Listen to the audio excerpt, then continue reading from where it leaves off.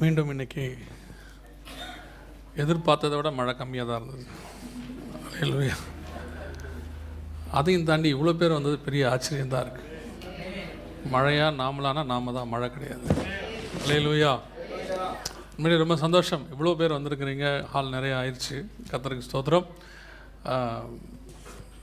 நடத்துகிறவங்களாம் ரொம்ப டென்ஷனாக இருந்தாங்க. இது என்னவாய் முடியுமோ அப்படின்னு. சகலமும் நன்மைக்கு எதுவாய் முடிந்திருக்கிறது. அல்லேலூயா. சரி, நம்ம நேற்றைய பாடத்தினுடைய தொடர்ச்சியை தான் இன்றைக்கி பார்க்க போகிறோம்.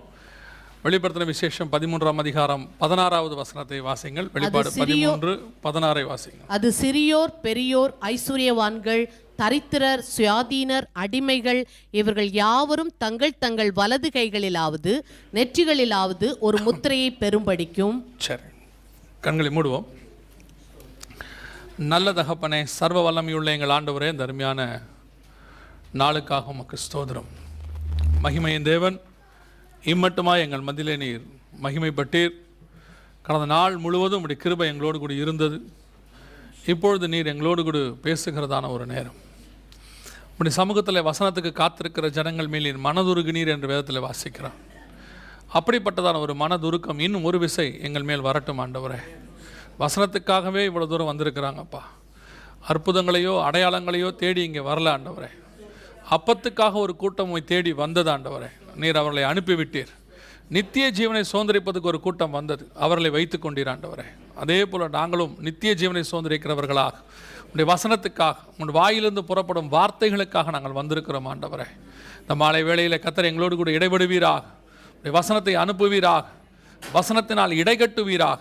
நாங்கள் திரும்பி போகும் பொழுது உடைய வருகைக்கு ஆயத்தப்பட்டவர்களாய் திரும்பி போக கர்த்தர் கிருபை பாராட்டும். நாங்கள் வந்தது நல்லது, கர்த்தர் எங்களோடு கூட இடைப்பட்டார் என்று சொல்லத்தக்கதான சாட்சிகளை கேட்க கர்த்தர் கிருபைதார். ஆசீர்வதியும். நீர் மாத்திரம் மகிமைப்படும். எங்கள் ஆண்டவர் இயேசுவின் நாமத்தில் பிதாவே. அல்லேலூயா. வெளிப்படுத்தின விசேஷம் 13ஆம் அதிகாரம் 16வது வசனத்தை நாம் இன்னைக்கு தியானிக்க போகிறோம். நேற்றைய தினத்தில் 17வது வசனத்தை நாம் பார்த்தோம். எப்படி ஒரு மிருகத்தின் முத்திரை, நாமம், இலக்கம் இல்லாமல் எதுவும் வாங்க முடியாது, விற்க முடியாது என்கிற இடத்திற்கு நாம் வந்துவிட்டோம் என்பதை பார்த்தோம். நான் இந்த செய்தி ஆரம்பிக்கிறதுக்கு முன்னாடி ஒரே ஒரு காரியத்தை நான் சொல்லிவிட்டு ஆரம்பிக்கிறேன். யாரும் தப்பாக எடுத்துக்காதீங்க. நேற்றைய தினத்தில் பிள்ளைகள் ரொம்ப டிஸ்டர்ப் பண்ணிக்கிட்டே இருந்தாங்க. அதனால் இன்றைக்கி அப்படி நடக்காமல் பார்த்துக்கோங்க. அவங்களும் கேட்க மாட்டாங்க, உங்களையும் கேட்க விட மாட்டாங்க. அதனால் பிள்ளை இருக்கிறவங்க தயவுசெய்து உங்கள் பிள்ளைகளை பத்திரமா பக்கத்தில் வச்சுக்கொள்ளுங்க. சவுண்ட் போடாமல் பார்த்துங்க. ஏன்னா ஒரு சின்ன ஹாலாக இருக்கிறது, அதனால் நமக்கு ரொம்ப சவுண்ட் போட்டால் ரொம்ப அதிகமாக நமக்கு கேட்குது. நேற்று என்னை விட நல்லா பேசினாங்க அவங்க எல்லோரும்.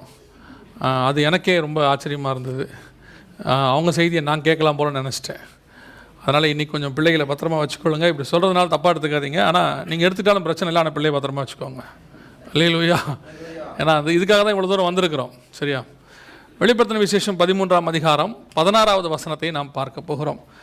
நேற்று தினத்தில் நான் வரல, இன்றைக்கி வந்திருக்கிறவங்க யாராவது இருக்கிறீங்களா? நான் நேற்று வரல, இன்றைக்கி வந்தவங்க யாராவது சும்மா கை தூக்க முடியுமா? பரவாயில்ல. அப்போ நேற்று வந்தவங்க காணும் போலல. சரி, ஏன்னா நேற்று பார்த்துட்டு தொடர்ச்சி தான் எடுக்க போகிறோம். அப்படி இருக்கும்போது உங்களுக்கு அது கொஞ்சம் புரியணும். அது என்ன எடுத்தோம் அப்படின்றது உங்களுக்கு புரிஞ்சால் நல்லாயிருக்கும். அல்லலாம் உங்களுக்கு அது என்னன்னு உங்களுக்கு தெரியாமையே இருக்கும். வெளிப்படுத்தல் 13:17 ஆண்டவர் சொல்கிறாரு. அந்த வசனத்தை மட்டும் கொஞ்சம் வாசிங்களேன். அதின் நாமத்தையாவது அதின் நாமத்தின் இலக்கத்தையாவது கைத்துக் கொள்கிறவன் தவிர வேறு ஒருவனும் கொள்ளவும் விற்கவும் கூடாதபடிக்கும் செய்தது. இந்த வசனத்தினுடைய தீர்க்க தரிசன நிறைவேறுதலாக மிருகம் என்பது ஒரு அரசாங்கத்தை குறிக்கிறது என்று நேற்று பார்த்தோம். எப்படின்லாம் கேட்காதீங்க, நேற்று அதை பார்த்துட்டோம். வேணா ஆன்லைனில் கூட அது இருக்கும், நீங்கள் போய் பார்த்துக்கொள்ளுங்க. ஒரு மிருகம் என்பது அரசாங்கத்தை குறிக்கிறது. தானியேல் புஸ்தகம் 7ஆம் அதிகாரம் 20-23 வசனங்களிலே கொடுக்கப்பட்டிருக்கிறது. அந்த அரசாங்கத்தின் முத்திரை, நாமம், பெயர், இலக்கம், நம்பர் இல்லாமல் எதையும் வாங்க முடியாது, விற்க முடியாது என்கிற ஒரு நிலை வரும் என்று இயேசு சொன்னார். அவர் சொன்னபடியே இப்பொழுது உலகம் முழுக்க ஒரு பயோமெட்ரிக் மெத்தட் என்று சொல்லக்கூடியதான ஒரு கார்டு சிஸ்டம், அந்த கார்டு சிஸ்டமாக இப்போ நான் இந்த ஊரில் வந்து ரெசிடென்ட் கார்டுன்னு சொல்கிறீங்க. ஒவ்வொரு ஊரில் அதுக்கு ஒரு பேர் இருக்குது. ஆதார் கார்டுன்னு இருக்குது, மை கார்டுன்னு இருக்குது, சின் கார்டுன்னு இருக்குது, இக்காமான் இருக்குது. ஒவ்வொரு ஊரில் அதுக்கு ஒரு பேர் இருக்கிறது. அதன்படி எல்லா நாடுகளிலும் மக்களுக்கு அப்படி ஒரு அட்டை கொடுக்கப்பட்டாகி விட்டது. அதில் ஒரு மிருகத்தின் முத்திரை, அரசாங்கத்தின் முத்திரை, பெயர், நம்பர், அந்த நம்பரையும் கணக்கு பார்த்தா 666 வரும் என்பதை நேற்று தினத்தில் பார்த்துட்டோம். அது சிறியோர் பெரியோர் எல்லாருக்கும் அந்த அட்டை கொடுக்கப்பட்டாகி விட்டது. அந்த அட்டை சிஸ்டமும் முடிவுக்கு வருகிறது. அதற்கு பதிலாக வேறொரு சிஸ்டம் கொண்டு வர போகிறாங்க. என்னன்னு சொன்னால், கடைசியாக என்ன பார்த்து முடித்தோம், எல்லாத்தையும் என்ன பண்ண போகிறாங்க, பயோமெட்ரிக் சிஸ்டம்னு சொல்லக்கூடிய கைரேகை மெத்தட் ஒன்று கொண்டு வருகிறார்கள். இந்த அட்டை சிஸ்டம் கர்த்தருக்கு சித்தமானால் நேற்று பார்த்தோம் அதை பற்றின விளக்கங்கள். எப்போ அதை முடிக்க போகிறாங்கன்னா, எல்லா நாடுகளுமே 2020 ஒரு கேஷ்லெஸ் சொசைட்டி என்று சொல்லக்கூடிய அளவிற்கு அட்டை இல்லா சிஸ்டம், அட்டைக்கு பதிலாக இப்போ நீங்கள் வச்சிருக்க டெபிட் கார்டு, கிரெடிட் கார்டு எல்லாத்துக்கும் பதிலாக, ஏடிஎம் கார்டு எல்லாத்துக்கும் பதிலாக வேறொரு சிஸ்டத்தை கொண்டு வருகிறார்கள். என்ன சிஸ்டம் கொண்டு வர போகிறாங்க அப்படின்னு சொன்னால், அதுக்கு தான் பயோமெட்ரிக் சிஸ்டம். அதை விட அட்வான்ஸ் டெக்னாலஜி ஒன்று வருது. அதுதான் வெளிப்படுத்தல் 13:16 தீர்க்க தரிசன நிறைவேறுதல். என்ன அப்படின்னு கேட்டால், இந்த அட்டை சிஸ்டம் இதில் நிறைய டிஃபெக்ட்ஸ், இதில் நிறைய குளறுபடிகள் இருக்கிறது. என்ன இருக்குது, இப்போ உங்களுக்கே தெரியும், உங்களுக்கெல்லாம் இப்போ எங்கே போனாலும் ஒரு ஓடிபின்னு ஒன்று கொடுக்குறாங்க. ஏன் ஓடிபி சிஸ்டம் வந்துச்சுன்னா, ஏற்கனவே இந்த பாஸ்வேர்ட் சிஸ்டம் ஃபெயிலியர் ஆயிடுச்சு. உங்களுடைய பின் நம்பர் சிஸ்டம் என்ன ஆயிடுச்சு, ஃபெயிலியர் ஆயிடுச்சு. பின் நம்பர் போட்டாலும் உங்கள் ஓடிபியை போட்டால் தான் இப்போ எல்லாமே என்ன ஆகுது, நீங்கள் டிரான்சாக்ட் பண்ண முடியுது ஆன்லைனில். என்ன காரணம்னா, வெறும் பின் மாத்திரமே போதுமானது அல்ல. நாங்கள் எப்பவும் சொல்லுவோம், இப்போ நீங்கள் உங்களுடைய இமெயில் பாஸ்வேர்டை மறந்துடுறீங்க இல்லையா, இமெயில் பாஸ்வேர்டு. இப்போ நம்ம எல்லாருக்குமே இருக்கிற ஒரே ஒரு நம்பிக்கை என்னென்னா பாஸ்வேர்ட். என் பாஸ்வேர்டு இருக்குது, அதனால் என்னோட மெயிலை போய் யாருமே பார்க்க முடியாது.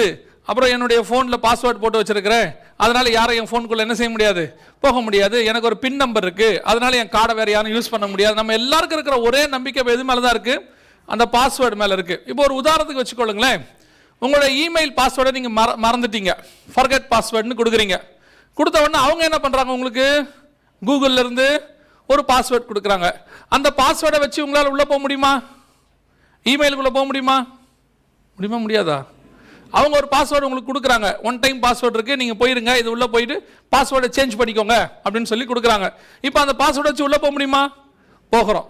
அவங்க கொடுக்குற அந்த பாஸ்வேர்டை வச்சு நம்ம உள்ளே போகலான்னா அவங்க போக முடியுமா, முடியாதா? முடியும் தானே. அப்போ அந்த பாஸ்வேர்டு என்பதெல்லாம் ஒரு ஐவாஷ் தான், நம்மளை சாட்டிஸ்ஃபை பண்ணுறதுக்காக வச்சிருக்கிறது தான். எதுவுமே உங்களுக்கு சேஃப்டி கிடையாது எல்லாமே. அதுவும் நீங்கள் வந்து டிஜிட்டல் உலகத்தில் இந்த ஸ்மார்ட் ஃபோனுக்குள்ளே வந்துட்டீங்கன்னா, எது நீங்கள் இந்த ஸ்மார்ட் ஃபோனுக்குள்ளே கொண்டு வந்தாலும் அது உங்களுக்கு கிடையாது. இந்த ஃபோனை வாங்கும் போது அது ஒரு 2-3 கேள்வி கேட்கும். நீங்கள் அந்த 2-3 கேள்வியை என்றைக்குமே படித்ததே கிடையாது.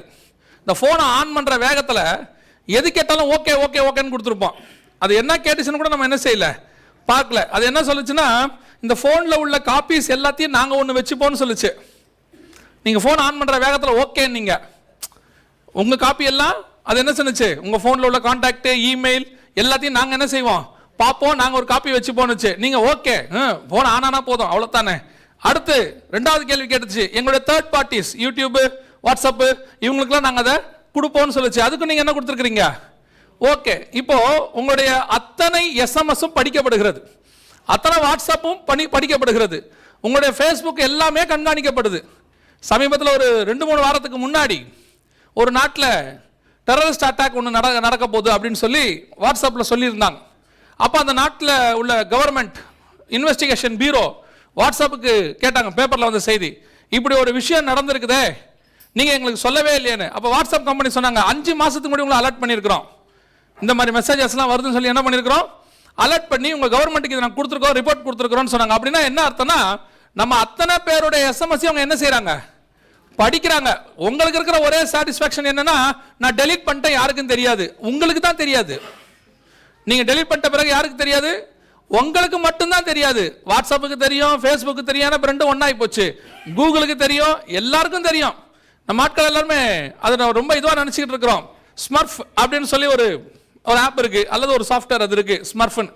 உங்களுடைய அத்தனையுமே நீங்க என்னைக்கு பேசுனது, ஃபோன் வாங்கும் போது பண்ணது, டெலீட் பண்ணது, கான்வர்சேஷன், நீங்க அனுப்பின வீடியோஸ், நீங்க பார்த்த வீடியோஸ் அத்தனையுமே எங்க இருக்கும்னு கேட்டீங்கன்னா ஸ்டோர் ஆகிருக்கும். ஒரு காப்பி அங்கே இருக்கும், நீங்கள் எப்போ வேணாலும் அதை நீங்கள் வாங்கிக்கலாம். ஏன் இன்னும் சொல்ல போனால், பல நாட்டு உளவுத்துறை நம்ம சொல்கிறோம், சிஐஏ இந்த மாதிரி, அவங்க எல்லாருமே அவங்ககிட்ட இருந்து அப்படி தான் காப்பி வாங்குறாங்க. யார் என்ன பண்ணாங்க ஏது பண்ணுறாங்கன்றத காப்பி வாங்குறாங்க. ஸோ எதுக்கு இதை நான் சொல்ல வரேன்னா, நம்ம அத்தனை பேருமே பாஸ்வேர்டு இதெல்லாமே நமக்கு சேஃப்டி கிடையாது. நம்ம எல்லாருமே ஏற்கனவே கண்காணிப்பு வளையத்துக்குள்ளே வந்துட்டோம். நீங்கள் பண்ணுற ஒவ்வொரு கால் கூட கண்காணிக்கப்படுகிறது. உங்கள் ஒவ்வொரு காலும் நீங்கள் பேசுகிற விஷயமும் ரிஜிஸ்டர் ஆகிறது. அது உங்களுக்கு இன்னொரு செய்தி என்னைக்காவது எடுக்கும்போது நான் உங்களுக்கு அதை எக்ஸ்பிளைன் பண்ணுறேன் என்ன செய்கிறாங்கன்னு. இன்றைக்கி நமக்கு என்னென்னா, அப்போ உங்களுடைய கார்டு பாஸ்வேர்டு எதுவுமே என்ன கிடையாது, சேஃப்டி கிடையாது. இதை விட அட்வான்ஸ்டாக, உங்களுடைய ஓடிபியை விட அட்வான்ஸ்டாக, உங்களுடைய பாஸ்வேர்டை விட அட்வான்ஸ்டாக, உங்களுடைய கார்டு சிஸ்டத்துக்கு விட இன்னும் கொஞ்சம் மேம்பட்டதாக இந்த கார்டு. இப்போ பாருங்களேன், உங்கள் கார்டு தொலைஞ்சு போச்சு, இல்லை உங்கள் கார்டுடைய டேமேஜ் ஆயிடுச்சு, உங்களுடைய கார்டு யாரோ திருடிட்டாங்க, இந்த மாதிரி சுச்சுவேஷன் வரும்போது உங்களால் ஒன்றுமே செய்ய முடியறதில்லை. நாம் திருப்பி அதை அப்ளை பண்ணி வாங்குறதுக்கு 2-3 நாள் ஆயிடுது. முதலாவது நம்ம என்ன செய்கிறோம், ஃபோன் கார்டு அல்லது பேங்க் கார்டு தொலைஞ்சிட்டா உடனடியாக பேங்க்குக்கு முடியாது நம்ம என்ன செய்யணும், பிளாக் பண்ணணும். இந்த மாதிரி இஷ்யூஸ்லாம் நிறையா இருக்குது. அப்போ இந்த கார்டு உங்ககிட்ட கொடுத்துருக்கிற, நான் சொன்னது ஒன் கார்டு சிஸ்டம், நேற்று சொன்ன பாருங்க, உங்களுடைய ஐசி ஒவ்வொரு நாட்டிலையும் ஒரு கார்டு கொடுக்குறாங்க. இந்த ஒன் கார்டு சிஸ்டம், கார்டு தொலையக்கூடாது, காணாமல் போகக்கூடாது, திருடு போகக்கூடாது, யாரும் உங்களை வந்துட்டு ஹேக் பண்ணக்கூடாது. இப்போ இது எல்லாம் செய்யாமல் இருக்கணும்னா இது எல்லாத்த விட அட்வான்ஸ்டாக இன்னொரு டெக்னாலஜியை உருவாக்கணும், இன்னொரு காரியத்தை கொண்டு வரணும்னு சொல்லி இப்போ கொண்டு வந்திருக்கிறாங்க. உங்கள் கார்டு சிஸ்டத்துக்கு பதிலாக அதான் 2020 ஆரம்பிக்க போகிறாங்க. நேற்று பார்த்தோம் 2020 இருந்து நமக்கு என்ன கிடையாது, கார்டெல்லாம் கொஞ்சம் கொஞ்சமாக ஒழிக்கப்பட்டு அதுக்கு பதிலாக வேறொரு சிஸ்டம் வரும். என்ன சிஸ்டம் அப்படின்னு கேட்டிங்கன்னா, அதுக்கு பேர் தான் பயோசிப் என்கிற சிஸ்டம். இந்த பயோசிப் சிஸ்டம் அப்படின்னா என்னன்னா, பயோமெட்ரிக் சிப் அப்படின்னு சொல்லுவாங்க. பயோசிப்னா பயோமெட்ரிக். பயோமெட்ரிக்னா என்ன, நம்ம உடம்புல நம்மளை கண்டுபிடிக்கிறதுக்கு என்னென்ன இருக்குதோ எல்லாமே பயோமெட்ரிக். இப்போ நம்ம எதெல்லாம் வந்துட்டு ஒரு ஐடியா வச்சிருக்கிறோமோ, நம்ம இப்போ உதாரணத்துக்கு நம்முடைய கை ரேகை, இது ஒரு பயோமெட்ரிக். நம்முடைய கால் ரேகை, நம்முடைய டிஎன்ஏ, நம்முடைய பிளட் குரூப், நம்முடைய ஐரிஸ் மெத்தட், கண்ணில் இருக்கக்கூடிய கருவளைய மெத்தட், இது எல்லாமே பார்த்தீங்கன்னு சொன்னா ஒரு பயோமெட்ரிக் மெத்தட். நம்மளை கண்டுபிடிச்சிடலாம், இதை வச்சு இவங்க தான் அதை செஞ்சாங்கன்னு சொல்லி. அதே மாதிரி தான் உங்களை கண்டுபிடிக்கிற இன்னொரு கருவி உங்க உடம்புக்குள்ள வைக்க போறாங்க, அதுக்கு பேர் தான் பயோசிப்.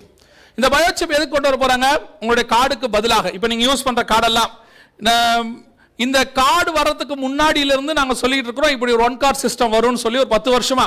இப்போ ஒன் கார்டு சிஸ்டம் வந்துருச்சு, all over the world one card system வந்துருச்சு. எல்லாத்தையும் ஒரே கார்டாக மாத்திக்கிட்டு இருக்காங்க, இங்கேயும் மாத்திட்டு இருப்பாங்கன்னு நினைக்கிறேன். எல்லாத்தையும் ஒரு கார்டுக்குள்ள கொண்டு வருவாங்க.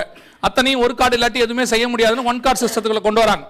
இந்த ஒன் கார்டு சிஸ்டம் முடிய போது அதுக்கு பதிலாக இந்த சிஸ்டம் வருது. இது பயோமெட்ரிக் சிஸ்டம்னு பேரு, பயோசிப்னு பேர். இது வந்துட்டு இதுதான் வெளிப்படுத்தல் 13-16. எப்படி நான் உங்களுக்கு சொல்றேன். இப்போ இதுதான் வந்து பார்க்கறதுக்கு உங்களுக்கு கொஞ்சம் பெருசா தெரியுது. ஆக்சுவலா உண்மையா அதோட சைஸ் என்னன்னு பாத்தீங்கன்னா, ஒரு சாதாரண அரிசியை விட கொஞ்சம் பெருசாக இருக்கும். நீங்க நார்மலா யூஸ் பண்ற அரிசியை விட கொஞ்சம் பெருசாக இருக்கும். 11 mm இருக்கும் அதோட சைஸ். 7 mm ல இருந்து 11 mm அப்படின்னா என்னன்னு பாத்தீங்கன்னா, உங்க ஆள்காட்டி விரல்ல மேல இருந்து முதல் கோடு வரைக்கும் இருக்கு பாருங்க, இதுல இருந்து இது வரைக்கும் 25 mm, 2.5 சென்டிமீட்டர். அப்புறமா நீங்க போயிட்டு வீட்டில் அளந்து பார்த்துக்கோங்க, 25 சென்டிமீட்டர் இருக்கும். சாரி, 25 mm இருக்கும், 2.5 சென்டிமீட்டர் இருக்கும். இது 11 mmனா இதுல பாதி தான் இருக்கும். இது அதோடைய சைஸ். அரிசியை விட கொஞ்சம் பெருசா இருக்கும். இதுக்கு பேரு பயோசிப் அப்படின்னு பேரு. இதான் உங்க கார்டு சிஸ்டத்துக்கு பதிலாக மாறுது. நேற்று வந்தவங்களுக்கு ஒரு சிலருக்கு ஒரு டவுட் இருந்திருக்கலாம், அல்லது நீங்க யோசிச்சுக்கிட்ட கூட போயிருக்கலாம், கேட்க வாய்ப்பு இல்லை. என்னன்னு சொன்னா, இப்படி இவ்வளவு தூரம் சொல்றாங்களே, அப்ப நம்ம இந்த பயோசிப் இந்த கார்டு சிஸ்டம் இவ்வளவு ஆபத்துன்னு சொல்றாங்களே, இந்த கார்டை நம்ம வாங்கலாமா, வாங்கிட்டோமே, ஒருவேளை ஆதார் வச்சிருந்தாலோ, அல்லது வந்து ஐசி, இங்க இருக்கிற ஐசி, ரெசிடென்ஸ் ஐசி வச்சிருந்தாலோ, அல்லது வந்து வேற நாட்டோடைய ஐசி வச்சிருந்தாலோ, இவ்வளவு தூரம் சொல்றாங்களே, இப்ப இந்த ஐசியை பத்தி இவ்வளவு ஆபத்துன்னு பார்த்துட்டோமே, இது நம்ம வச்சிருக்கிறோமே, இது பாவம் இல்லையா, இது வருகைக்கு போறதுக்கு தடையா இருக்குமா அப்படின்னு கேட்டீங்கன்னா தடையா இருக்காது. இது எல்லாமே காஷன், எச்சரிப்பு, உங்களுக்கு கொடுக்கப்படுகிற எச்சரிப்பு. என்னன்னா, இது வரப்போகுதுன்றதுக்கான எச்சரிப்பு தான் நேற்று கொடுத்தோம். நீங்க கார்டு வச்சுக்கிறது பிரச்சனை கிடையாது, அந்த சிஸ்டத்தை நீங்க கொண்டு உங்களோட கேஷ்லெஸ் சொசைட்டி யூஸ் பண்றது பிரச்சனை இல்லை. ஆனா கார்டுக்கு பதிலாக இன்னொன்னு வரும்னு சொன்ன பாத்தீங்களா, அதான் பயோமெட்ரிக் சிஸ்டம், அதாவது பயோசிப் சிஸ்டம். இதைத்தான் நீங்க வைக்க கூடாது. இதை கொடுப்பாங்க, உங்க கார்டை வாங்கிக்கிட்டு என்ன செய்வாங்க, இதை கொடுப்பாங்க. இந்த சிஸ்டத்தை தான் நீங்க என்ன செய்யக்கூடாது, வாங்கக்கூடாது. இதுதான் வெளிப்படுத்தல் 13-16, கார்டு சிஸ்டம் 13-17. இந்த பயோமெட்ரிக் சிஸ்டம் அல்லது பயோசிப் சிஸ்டம் வெளிப்படுத்தல் 13-16. இதைத்தான் நீங்கள் வாங்கக்கூடாது. ஏன் வாங்கக்கூடாது, இது எப்படி வெளிப்படுத்தல் 13-16ங்கிறத பின்னாடி நான் உங்களுக்கு சொல்றேன், அடுத்து சொல்றேன். இந்த பயோசிப் வந்து ஒரு அரிசி அளவு தான் இருக்கும். இது உள்ள 3 முக்கியமான பார்ட்ஸ், கூறுகள் இருக்கும். என்னன்னு சொன்னா, டிரான்ஸ்பாண்டர் அப்படின்னு ஒரு கருவி இருக்கும், அதுதான் அதை இயக்கக்கூடியது. ரெண்டாவது லித்தியம் பேட்டரி, ஒரு பேட்டரி இது உள்ள இருக்கும். அந்த பேட்டரி ரொம்ப இம்பார்ட்டன்ட், அதை பத்தி என்னன்னு உங்களுக்கு சொல்றேன். மூன்றாவது கடைசியாக RFID, ரேடியோ ஃப்ரீக்வன்சி. நேற்று பார்த்தோமே, எதுக்கு யூஸ் பண்றாங்க, அதை கண்காணிப்பதற்காக. நம்ம அத்தனை பேரையும் ரேடியோ அலைவரிசை மூலமா கண்காணிக்கிற ஒரு கருவி. இது 3 இது உள்ள இருக்கு. மேலே இருக்கிறது வந்து மிருகங்களுக்கு போடுறது, கீழே இருக்கிறது வந்து மனுஷனுக்கு போடுறது. நம்ம எல்லாருக்கும் தெரியும். எதை ஒன்றுமே நமக்கு யூஸ் பண்ணுறதுக்கு முன்னாடி யாருக்கு போட்டு செக் பண்ணுவாங்க? மிருகங்களுக்கு போட்டு செக் பண்ணுவாங்க. முதல்ல எலிக்கு போட்டாங்க, அப்புறம் பூனைக்கு போட்டாங்க, அப்புறம் நாய்க்கு போட்டாங்க. எல்லாத்துக்கும் போட்டு சக்ஸஸ் ஆன பிறகு பெரிய பெரிய உயிரினங்கள் எல்லாத்துக்கும் போட்டாங்க. இந்த மாதிரி யானைகள் போட்டாங்க. இது இப்போ சமீபத்தில் தமிழ்நாட்டில் நாய்க்கு போட்டதுக்கான பயோசிப், நாட்டு நாய்களுக்கு ஊசி மூலம் மைக்ரோசிப் பொருத்தும் காட்சி. இது இப்போ ரீசெண்டாக வந்தது, பேப்பரில் வந்த செய்தி. இது ஆல்ரெடி 2012க்கு முன்னாடி இருந்தே இருக்கு. பெங்களூர்லாம் இது எல்லா நாய்களுக்கும் பூனைகளுக்கும் போட்டாங்க. வெளிநாடுகளெல்லாம் இது ஒரு சட்டமாகவே கூட, பல நாடுகள் இது ஒரு சட்டமாகவே இருக்கு. எல்லா மிருகங்களுக்கும் போடணும். இப்போ நம்ம ஊர்லலாம் முந்தியெல்லாம் பார்த்தீங்கன்னா இந்த மிருகங்களுக்கு கழுத்தில் ஒரு லைசன்ஸ்னு ஒன்று இருக்கும், பெல்ட் மாதிரிலாம் போட்டு வச்சிருப்பாங்க இல்லையா. வெளிநாடுகளில் வந்து இந்த மாதிரி சிப் சிஸ்டம் போட சொல்லியிருக்கிறாங்க. எதுக்காகனா ஒருவேளை இது காணாமல் போச்சுன்னா ஒரே நிமிஷத்தில் கண்டுபிடிச்சிடலாம். இது ஒரு ஆப் மாதிரி. இப்போ உங்களுக்கு இந்த பயோசிப்போடைய நம்பர் ஒன்று கொடுத்துருப்பாங்க, இந்த நாய்க்கு ஒரு நம்பர் கொடுத்துருப்பாங்க. நாய் காணாம போச்சா, அதை நீங்கள் வந்துட்டு உங்கள் ஆப்பில் போயிட்டு இந்த நாயோடைய நம்பரை போட்டிங்கன்னா அது எங்கே போய்கிட்டு இருக்குன்னு காட்டலாம். இப்போ நீங்கள் பார்த்தீங்கன்னா 2 வீலருக்கு வந்திருக்கு, காருக்கு வந்திருக்கு, அந்த மாதிரிலாம் உங்களுடைய 2 வீலர்லேயே நீங்கள் ஒரு இதை ஃபிக்ஸ் பண்ணிக்கலாம், ஒரு சிப்பு மாதிரி. ஒருவேளை உங்கள் 2 வீலரை யாராவது திருடிட்டாங்கன்னா உங்கள் கையில் உள்ள ஃபோன்லேருந்து நீங்கள் என்ன செய்ய முடியும், அது எங்கே போகுதுன்னு சொல்லி ட்ராக் பண்ண முடியும். அதே சிஸ்டம் தான் இதுக்கு. இது நாய்களுக்கு பூனைகளுக்கு எல்லாத்துக்கும் சக்ஸஸ்ஃபுல்லாக வேலை செஞ்சிச்சு. அதோட பெரிய ஆச்சரியம் என்னன்னு சொன்னால், கடல்வாழ் உயிரினங்கள், பெரிய பெரிய திமிங்கலங்கள், அந்த மாதிரி காரியங்களுக்கெல்லாம் போட்டு கடல் ஆராய்ச்சிக்கு பயன்படுத்தினாங்க. அது எவ்வளோ ஆழத்துக்கு போகுது, அந்த இடத்துல என்னென்ன இருக்கு, அதோட டெம்பரேச்சர் என்ன, எல்லாம் செக் பண்ணாங்க. சிங்கப்பூரில் ஒரு பெரிய பறவைகள் சரணாலயம் இருக்கிறதுலே ரொம்ப ஃபேமஸான பறவைகள் சரணாலயம். உலகத்தில் இருக்கிற எல்லா பறவையும் அங்கே இருக்கும். அந்த பறவைகள் அத்தனைக்கு சிப்பு உண்டு. எதுக்காகனா ஒருவேளை பறந்து வேற நாட்டுக்கு போனாலும் அது சிங்கப்பூருடைய பறவை என்பதை கண்டுபிடிப்பதுக்காக. பொதுவாக அதுக்கு எதுக்கு போட்டிருந்தாங்கன்னா, அது எவ்வளோ உயரம் பறக்குது, எவ்வளோ வேகமாக டிராவல் பண்ணுது, எந்தெந்த இடத்துக்கு போகுதுங்கிறத இருந்த இடத்துல கண்காணிக்கிறதுக்காக தான் என்ன செஞ்சாங்க, அந்த சிப் போட்டாங்க. இப்போ எல்லாத்துக்கும் சக்ஸஸ்ஃபுல்லாக மிருகத்துக்கு வேலை செய்ய ஆரம்பிச்சிருச்சு. இந்தியாவில் கூட ஜூவில் உள்ளதான இந்த மாதிரி மிருகங்களுக்கெல்லாம் போட ஆரம்பிச்சாச்சு. எல்லா ஜூவில் இருக்கிற எல்லா மிருகத்துக்குமே மைக்ரோசிப் போட்டு இப்போ வந்து கண்காணிப்பு வளையத்துக்குள்ள தான் வச்சிருக்கிறாங்க. மிருகத்துக்கு சக்ஸஸ்ஃபுல்லாக வேலை செய்ய தொடங்கி விட்டது. இப்போ மிருகத்துக்கு வந்தாச்சு, அடுத்து யாருக்கு வரணும்? மனுஷனுக்கு வரணும். ஹியூமன் ட்ராக்கிங் அப்படின்னு சொல்லுவாங்க, அதுக்கு அது வரணும். ஆனால் அதில் கொஞ்சம் பிரச்சனைகள் இருந்தது ஆரம்பத்தில். இப்போ இல்லை, ஆரம்பத்தில் கொஞ்சம் பிரச்சனைகள் இருந்தது. என்ன பிரச்சனை இருந்தது? இப்போ இந்த யானையும் நாயையும் நீங்கள் என்ன செய்யலாம், 24 மணி நேரம் கண்காணிக்கலாம். இப்போ இந்த யானைக்கு வந்து இந்த சிப்பை போட்டிருக்கிறாங்க. இது யானை சிப்போடு இருக்குது. இது வெஸ்ட் பெங்காலில் இருக்கிற ஜூவில் இருக்கக்கூடியதான ஒரு யானை, இதுக்கு சிப்பு போட்டிருக்கிறாங்க. இப்போ இந்த யானையை வந்து 24 மணி நேரம் கையில் உள்ள இந்த இன்ஸ்ட்ருமெண்ட் வழியாக, ஜிபிஎஸ் இன்ஸ்ட்ருமெண்ட் அல்லது இப்போ நம்ம செல்ஃபோனே போதும். ஏன்னா முந்தியெல்லாம் செல்ஃபோன் வந்து பேசுறதுக்கு தான் யூஸ் பண்ணோம். இப்போ 3G 4G அதை தாண்டி இப்போ எங்கே வந்துருச்சு, 5G எல்லாம் வந்துருச்சு. 5G எல்லாம் என்னென்னு கேட்டால் ஸ்பீடு. முந்தியெல்லாம் வந்து செல்ஃபோனில் வந்து நம்ம பேசுறதே கூட நமக்கு சரியாக கேட்காது. இப்போல்லாம் பார்த்தீங்கன்னா லைவாக நம்ம என்ன செய்கிறோம், எல்லா ப்ரோக்ராம்ஸையும் பார்க்குறோம். அந்த அளவுக்கு ஸ்பீடு, 5G ஸ்பீடெல்லாம் இப்போ ரொம்ப தாண்டி போயிட்டே இருக்குது. ஜப்பான்லாம் 5G வந்துருச்சு. அப்போ என்னன்னு கேட்டிங்கன்னு சொன்னால், இப்போ லைவாக இந்த யானையை வந்து பார்க்கலாம். ஒரு உதாரணத்துக்கு நான் சொல்கிறேன், இப்போ பார்க்க முடியும். எப்படி பார்க்க முடியும்? இந்த யானையோட நம்பரை போட்டாச்சுன்னா, ஆனால் அது வந்து நீங்கள் சாதாரணமாக உடனே நம்பர் போட்டு பார்க்க முடியாது. அதுக்கு ஒரு வெப்சைட் இருக்குது, அந்த வெப்சைட்டுக்கு போகணும். அதுக்கு நீங்கள் கொஞ்சம் பணம் கட்டணும். இந்த கூகுள் எர்த் ப்ரோ அப்படின்லாம் சொல்லுவாங்க.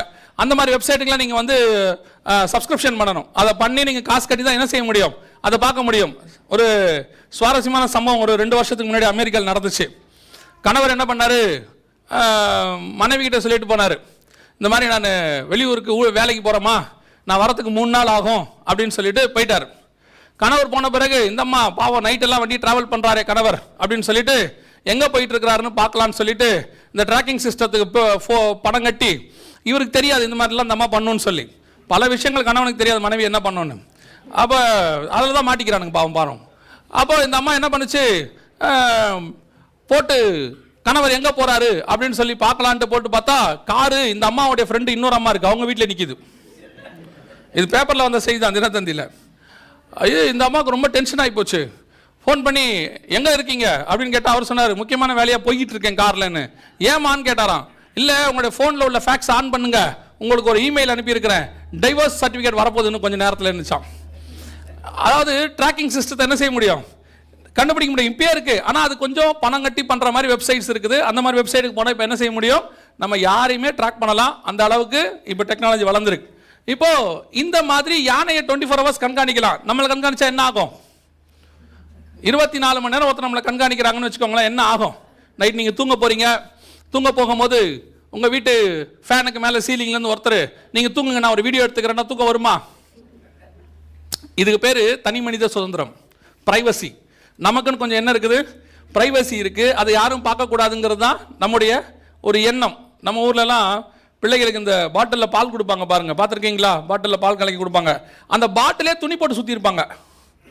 என்ன காரணம்னா அந்த பிள்ளை எவ்வளோ பால் குடிக்குதுன்னு யாரும் என்ன செய்யக்கூடாதா, பாத்திரக்கூடாதா, கண்ணு பட்டுருமா. அந்த பாட்டில் 50 ml தான் நமக்கு தெரியுமே, அதுலேயுமே அது பாதி தான் இருக்கும், அதில் ஏன் துணி சுற்றிருப்பாங்க? ஏன்னா நம்ம அந்த அளவு சென்சிட்டிவான மக்கள், நம்மளை யாரும் பார்க்கக்கூடாது. நம்ம ஊர்லலாம் சாப்பிடும் போது கதவை சாத்திட்டு சாப்பிடுவாங்க. வெள்ளக்காரன் பார்த்தீங்கன்னா ரோட்டில் உட்காந்தே சாப்பிடுவான், அதை பற்றி அவனை யோசிக்கவே மாட்டான். ஆனால் நம்ம ஊரில் அப்படி கிடையாது. சாப்பிடும் போது நம்ம என்ன பண்ணிடுவோம், கதவெல்லாம் சாத்திடுவோம். யாராவது கதவை சாப்பிடும் போது தட்டினாங்கன்னா தட்டை போட்டு மூடிடுவான், யாரோ ஒருத்தர் வராங்க என்ன இதுக்கு வம்பு அப்படின்ட்டு. அந்த மாதிரி நம்ம ரொம்ப சென்சிட்டிவான ஆட்கள். இப்போ நம்மளை ஒருத்தர் கண்காணிக்கிறாங்கன்னா என்ன ஆகும்? 24 மணி நேரமும் கண்காணிக்கிறாங்க, ஒரு கேமரா நம்மளை பார்த்துக்கிட்டே இருக்குது அப்படின்னா என்ன ஆகும் யோசிச்சு பாருங்க. பைத்தியம் முடிச்சிடும்.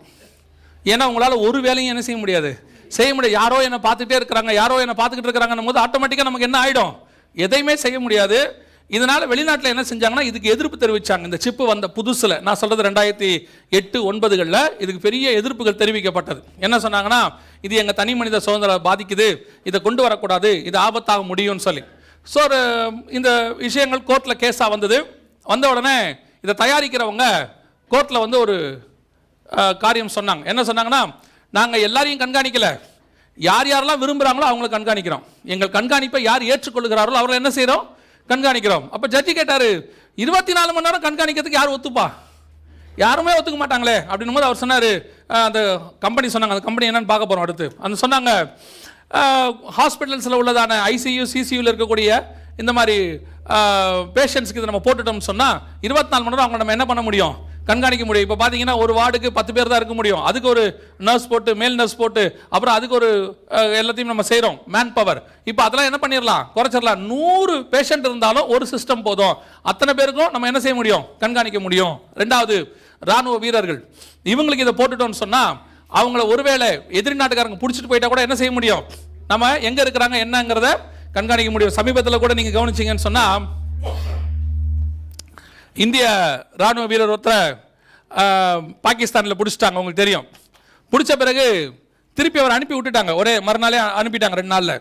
ஆனால் வந்த அவரை 48 மணி நேரம் சர்வைலன்ஸில் வச்சுருந்தாங்க இந்தியாவுக்குள்ளே.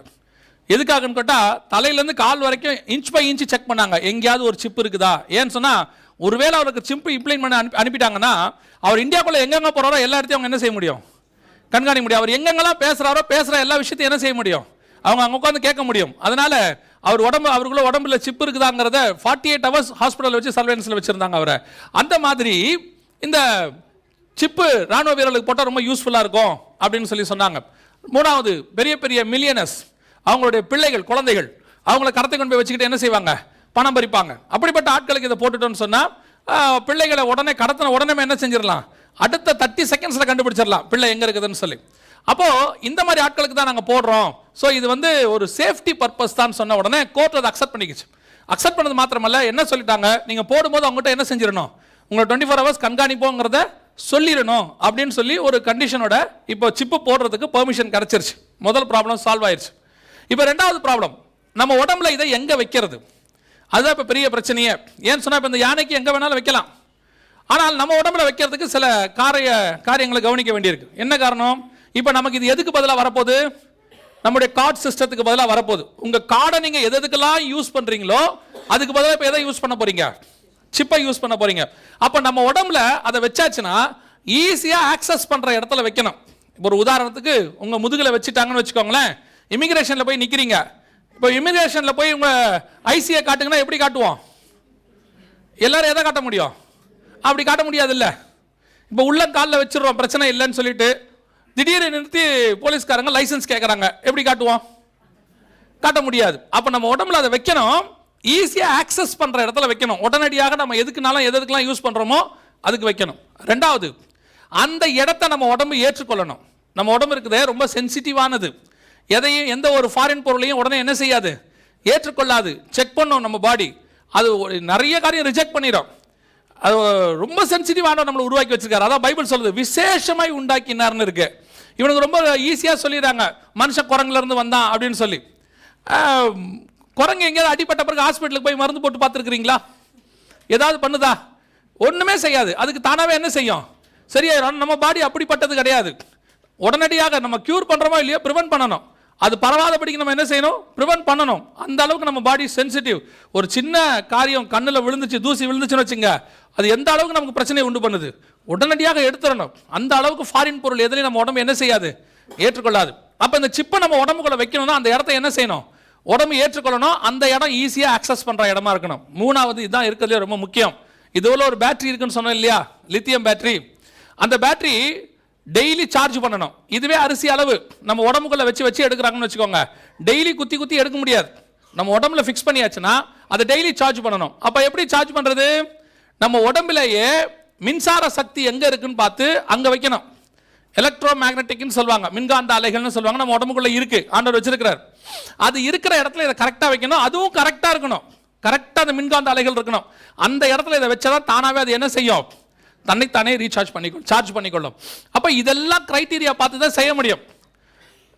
இதில் ஐபிஎம்ல ஒரு சயின்டிஸ்ட் இருந்தார். அவர் பேர் கால் சான்ஸ் அப்படின்னு பேர். நான் அவர் பேர் சொல்றதுக்கு ஒரு காரணம் இருக்கு. கால் சான்ஸ் தான் இதுக்கான ஆராய்ச்சியில் ஈடுபட்டார். ஏறக்குறைய $15 மில்லியன் செலவு பண்ணி நம்ம உடம்புல இதை எங்க வைக்கலாம் அப்படின்னு சொல்லி ஆராய்ச்சி பண்ணார். ஆராய்ச்சி முடிவில் கால் சான்ஸ் ஒன்று கண்டுபிடிச்சார். என்னன்னா, நம்முடைய கண்களுக்கு நடுவில் இந்த இடம் இருக்கு பார்த்தீங்களா, இதுதான் எலக்ட்ரோ மேக்னெட்டிக் ரேஸ் அதிகமாக கிரியேட் செய்கிற இடம். இது நமக்கு ஈஸியாக புரியணும்னு சொன்னால், நம்ம ஊர்லலாம் ஜுரம் இருக்குதா இல்லையான்றது எங்கே கை வச்சு பார்ப்போம்? நெத்தியில் கை வச்சு பார்ப்போம். அதே நேரத்தில் மிகப்பெரிய சயின்ஸை நம்ம ஊரில் ஒன்று செய்வாங்க. நம்ம ஊர் பாட்டியே செஞ்சிடும். என்னன்னா, ரொம்ப ஜுரமாச்சுன்னா நெத்தியில் 10 போடுவாங்க, ஈரத்துணி போடுவாங்க. ஏன்னு சொன்னால், நம்ம மொத்த உடம்புடைய சென்டர் பாயிண்ட் இங்கே இருக்கு. இந்த இடத்துல இருந்து சூடை இறக்குனா ஆட்டோமேட்டிக்காக நம்ம உடம்புல இருந்து என்ன செஞ்சிடும்? மொத்த சூடு இறங்கும். ஏன்னா இதான் நம்ம உடம்புடைய மொத்த சென்டர் பாயிண்ட். இந்த எலக்ட்ரோ மேக்னெட்டிக் ரேஸை ரிசர்ச் பண்ணவங்க என்ன சொல்றாங்கன்னா, இந்த இஎம்ஐ நேரடியாக சேட்டலைட் கனெக்ட் பண்ணலாமா, அந்த அளவுக்கு இங்கே என்ன இருக்குது? பவர் இருக்கு. இதுதான் ஆக்சுவலாக நமக்கு ஆண்டவர் கொடுத்துருக்கிறது இந்த இடத்துல எலக்ட்ரோ மேக்னெட்டிக். இதைத்தான் பல மதங்களில் என்ன சொல்றாங்கன்னா, நெத்தியில் பவர் இருக்கு, நெத்தியில் கண் இருக்குது, நெத்தியில் குண்டலினி இருக்குது, இப்படி நிறைய காரியங்கள் சொல்றாங்களே. என்ன காரணம்னா, அவங்க ஒவ்வொன்றுத்துக்கும் அந்த பவருக்கு ஒரு பேர் வச்சிருக்காங்க. ஆக்சுவலாக அதோட பேர் என்னன்னு கேட்டீங்கன்னு சொன்னா எலக்ட்ரோ மேக்னெட்டிக் ரேஸ் இந்த இடத்துல இருக்கு. So this is the right place இந்த பயோசிப்பை வைக்கிறதுக்கு அப்படின்னு கால் சான்ஸ் கண்டுபிடிச்சார். அப்படி வச்சு செக் பண்ணும்போது ஒரு சிலருக்கு தலைவலி வந்தது, ஒரு சிலருக்கு கண்ணில் தண்ணி வந்தது, இந்த மாதிரி இரிட்டேஷன்ஸ் நிறைய இருக்கும் போது ஆல்டர்னேட் பிளேஸ், நெத்தி அப்படி வலிக்கிறவங்களுக்கு வேற எங்க வைக்கலாம் அப்படின்னு ஆராய்ச்சி பண்ணின போது, நம்ம கைகள் இருக்கு பார்த்தீங்களா, நம்முடைய கைகள் இந்த பகுதி முழுக்க, மணிக்கட்டு பகுதி முழுக்க அந்த எலக்ட்ரோ மேக்னெட்டிக் ரேஸ் இருக்கு, அங்கேயும் வைக்கலாம் அப்படின்னு சொல்லி கண்டுபிடிச்சார். இந்த குறிப்பை எழுதி அவர் வேலை செஞ்ச ஐபிஎம் நிறுவனத்துக்கு அனுப்பிட்டு வெக்கேஷனுக்கு போயிட்டார் லீவில். கால் சான்ஸ் போன பிறகு ஒரு நாள் ராத்திரி கத்தர் அவரோட கூட பேசினாராம். நீ கண்டுபிடிச்ச இந்த கருவி என்ன தெரியுமா அப்படின்னு சொன்ன உடனே, அப்போ அந்த சத்தத்தை கேட்டு அவர் பயந்துருக்கிறார். பயந்த பிறகு பாண்டவர் சொன்னாரா, வெளிப்படுத்தல் 13:16 வாசின்னு. கால் சான்ஸ் வந்து உங்களை மாதிரி பைபிள் படிக்காத கிறிஸ்தவர். அதனால் ஆமாம், அவர் திடீர்னு எழுந்து என்ன பண்ணாரு, பைபிளை படிச்சு வெளிப்படுத்தல் 13:16 படிச்சா அங்க ரைட் ஹேண்ட் அந்த ஃபோர் ஹெட் அப்படின்னு இருக்கு. அப்பதான் ஆண்டவர் சொன்னாராம், இதுதான் நீ கண்டுபிடிச்ச கருவி, இதுதான் உலகத்தினுடைய மக்களை காட்டி கொடுக்க போற கருவின்னு. அன்னைக்கு ராத்திரி அந்த மனுஷன் ஆண்டவர்கிட்ட ஒப்பு கொடுத்துருக்கிறார். ஒப்பு கொடுத்து, ஆண்டவரே உலகத்தையே காட்டி கொடுக்குற கருவி நான் கண்டுபிடிச்சிட்டேனேன்னு சொன்னபோது ஆண்டவர் சொன்னாராம், நீ கண்டுபிடிக்காவிட்டால் கண்டிப்பாக வேற யாராவது என்ன செய்வாங்க, இதை செய்வாங்க, நான் சொல்லியிருக்கிறேன். ஆனா நீ ஒன்று செய், நீ இந்த கருவியை கண்டுபிடிச்சிட்ட, நான் வரப்போறேங்கிறத உலகம் ஃபுல்லாக போய் என்ன செய்ய, ஜனங்களுக்கு சொல்லுன்னு சொல்லி அன்னைக்கு கால் சான்ஸ் ஒரு எவாஞ்சலிஸ்டாக மாறி உலகம் முழுவதும் இந்த செய்தியை எல்லா நாடுகளிலும் போய் சொன்னார். அவர் நம்ம ஊர்ல பெங்களூர்ல ஒரு பெரிய சபையில வந்து இந்த காரியத்தை சொன்னாரு. அவர் சொல்லிட்டு போய் 3 மாசத்துல நான் அந்த சர்ச்சுக்கு போனேன்.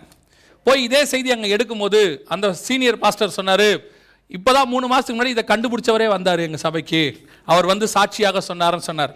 கர்த்தர் சொன்னபடி வெளிப்படுத்தல் 13:16 தீர்க்க தரிசனம் நெத்திக்கும் கைகளுக்கும் தேவையானதான மிருகத்தின் முத்திரை, நாமம், இலக்கம் 100% நம்முடைய காலத்தில் கண்டுபிடிக்கப்பட்டாகி விட்டது. ஆண்டவர் சொன்ன தீர்க்க தரிசனம் நம்முடைய காலத்தில் நிறைவேறி விட்டது. அல்லேலூயா. இப்போ நீங்க பார்க்க போறது இந்த வீடியோ கர்த்தர் 2000 வருஷத்துக்கு முன்னாடி சொன்னது எப்படி நம்முடைய காலத்தில் நிறைவேறுக்குதுன்னு நம்ம பார்க்க போறோம். இந்த அம்மா வந்து ஒரு மாற்றுத்திறனாளி, நடக்க முடியாதவங்க, இவங்களுக்கு அந்த சிப்பு தேவைப்படுது. டிஸ்கவரி சேனல்ல வந்தது இது. இப்போ இந்த அம்மா கையில் அந்த சிப்பை போட போறாங்க. இந்த சிப்புக்குள்ள மிருகத்தின் முத்திரை, நாமம் இருக்கு. அங்க பாருங்க, அவ்வளவுதான். 30 செகண்ட்ஸ்ல உள்ள வச்சிருவாங்க. வெறும் 30 செகண்ட்ஸ்ல இப்போ இந்த அம்மா கையில் சிப்பை வச்சாச்சு. வச்ச உடனே இப்போ இந்த இடத்துல சிப்பு இருக்கு. இந்த கருவிக்கு பேரு ஸ்கேனார்னு பேர். இந்த கருவி இருக்கு பாத்தீங்களா, இதுக்கு பேரு ஸ்கேனார்னு பேர். என்ன ஸ்கேனர்னா, அந்த கைக்குள்ள இருக்கிற கருவியில அந்த RFIDக்குள்ள அந்த சிப்புக்குள்ள என்னென்ன இன்ஃபர்மேஷன் இருக்குன்றதை இது ஸ்கேன் பண்ணிடும். ஸ்கேன் பண்ணி வெளியே உள்ள கம்ப்யூட்டரில் காட்டிடும். நான் உங்களுக்கு இன்னொரு வீடியோவில் சொல்கிறேன். இப்போ இந்த அம்மாவுக்கு மிருகத்தின் முத்திரை, நாமம், இலக்கம் 3ம் 30 செகண்டில் வச்சாச்சு. இந்த அம்மா இப்போ கண்காணிப்பு வளையத்துக்குள்ளே வந்துட்டாங்க. இயேசு சொன்ன வெளிப்படுத்தல் 13:16 நம்முடைய காலத்தில் 100% ஆமென்றும் ஆமேன் என்றும் நிறைவேறி விட்டது. அல்லேலூயா. இனி காலம் கண்டிப்பாக செல்லாது. அத்தனை பேருக்குமான வலதுகைக்குமான நெத்திக்குமான முத்திரை இயேசு சொன்ன வெளிப்படுத்தல் 13:16 வந்து விட்டது. அதைத்தான் நாங்கள் சொல்றோம்.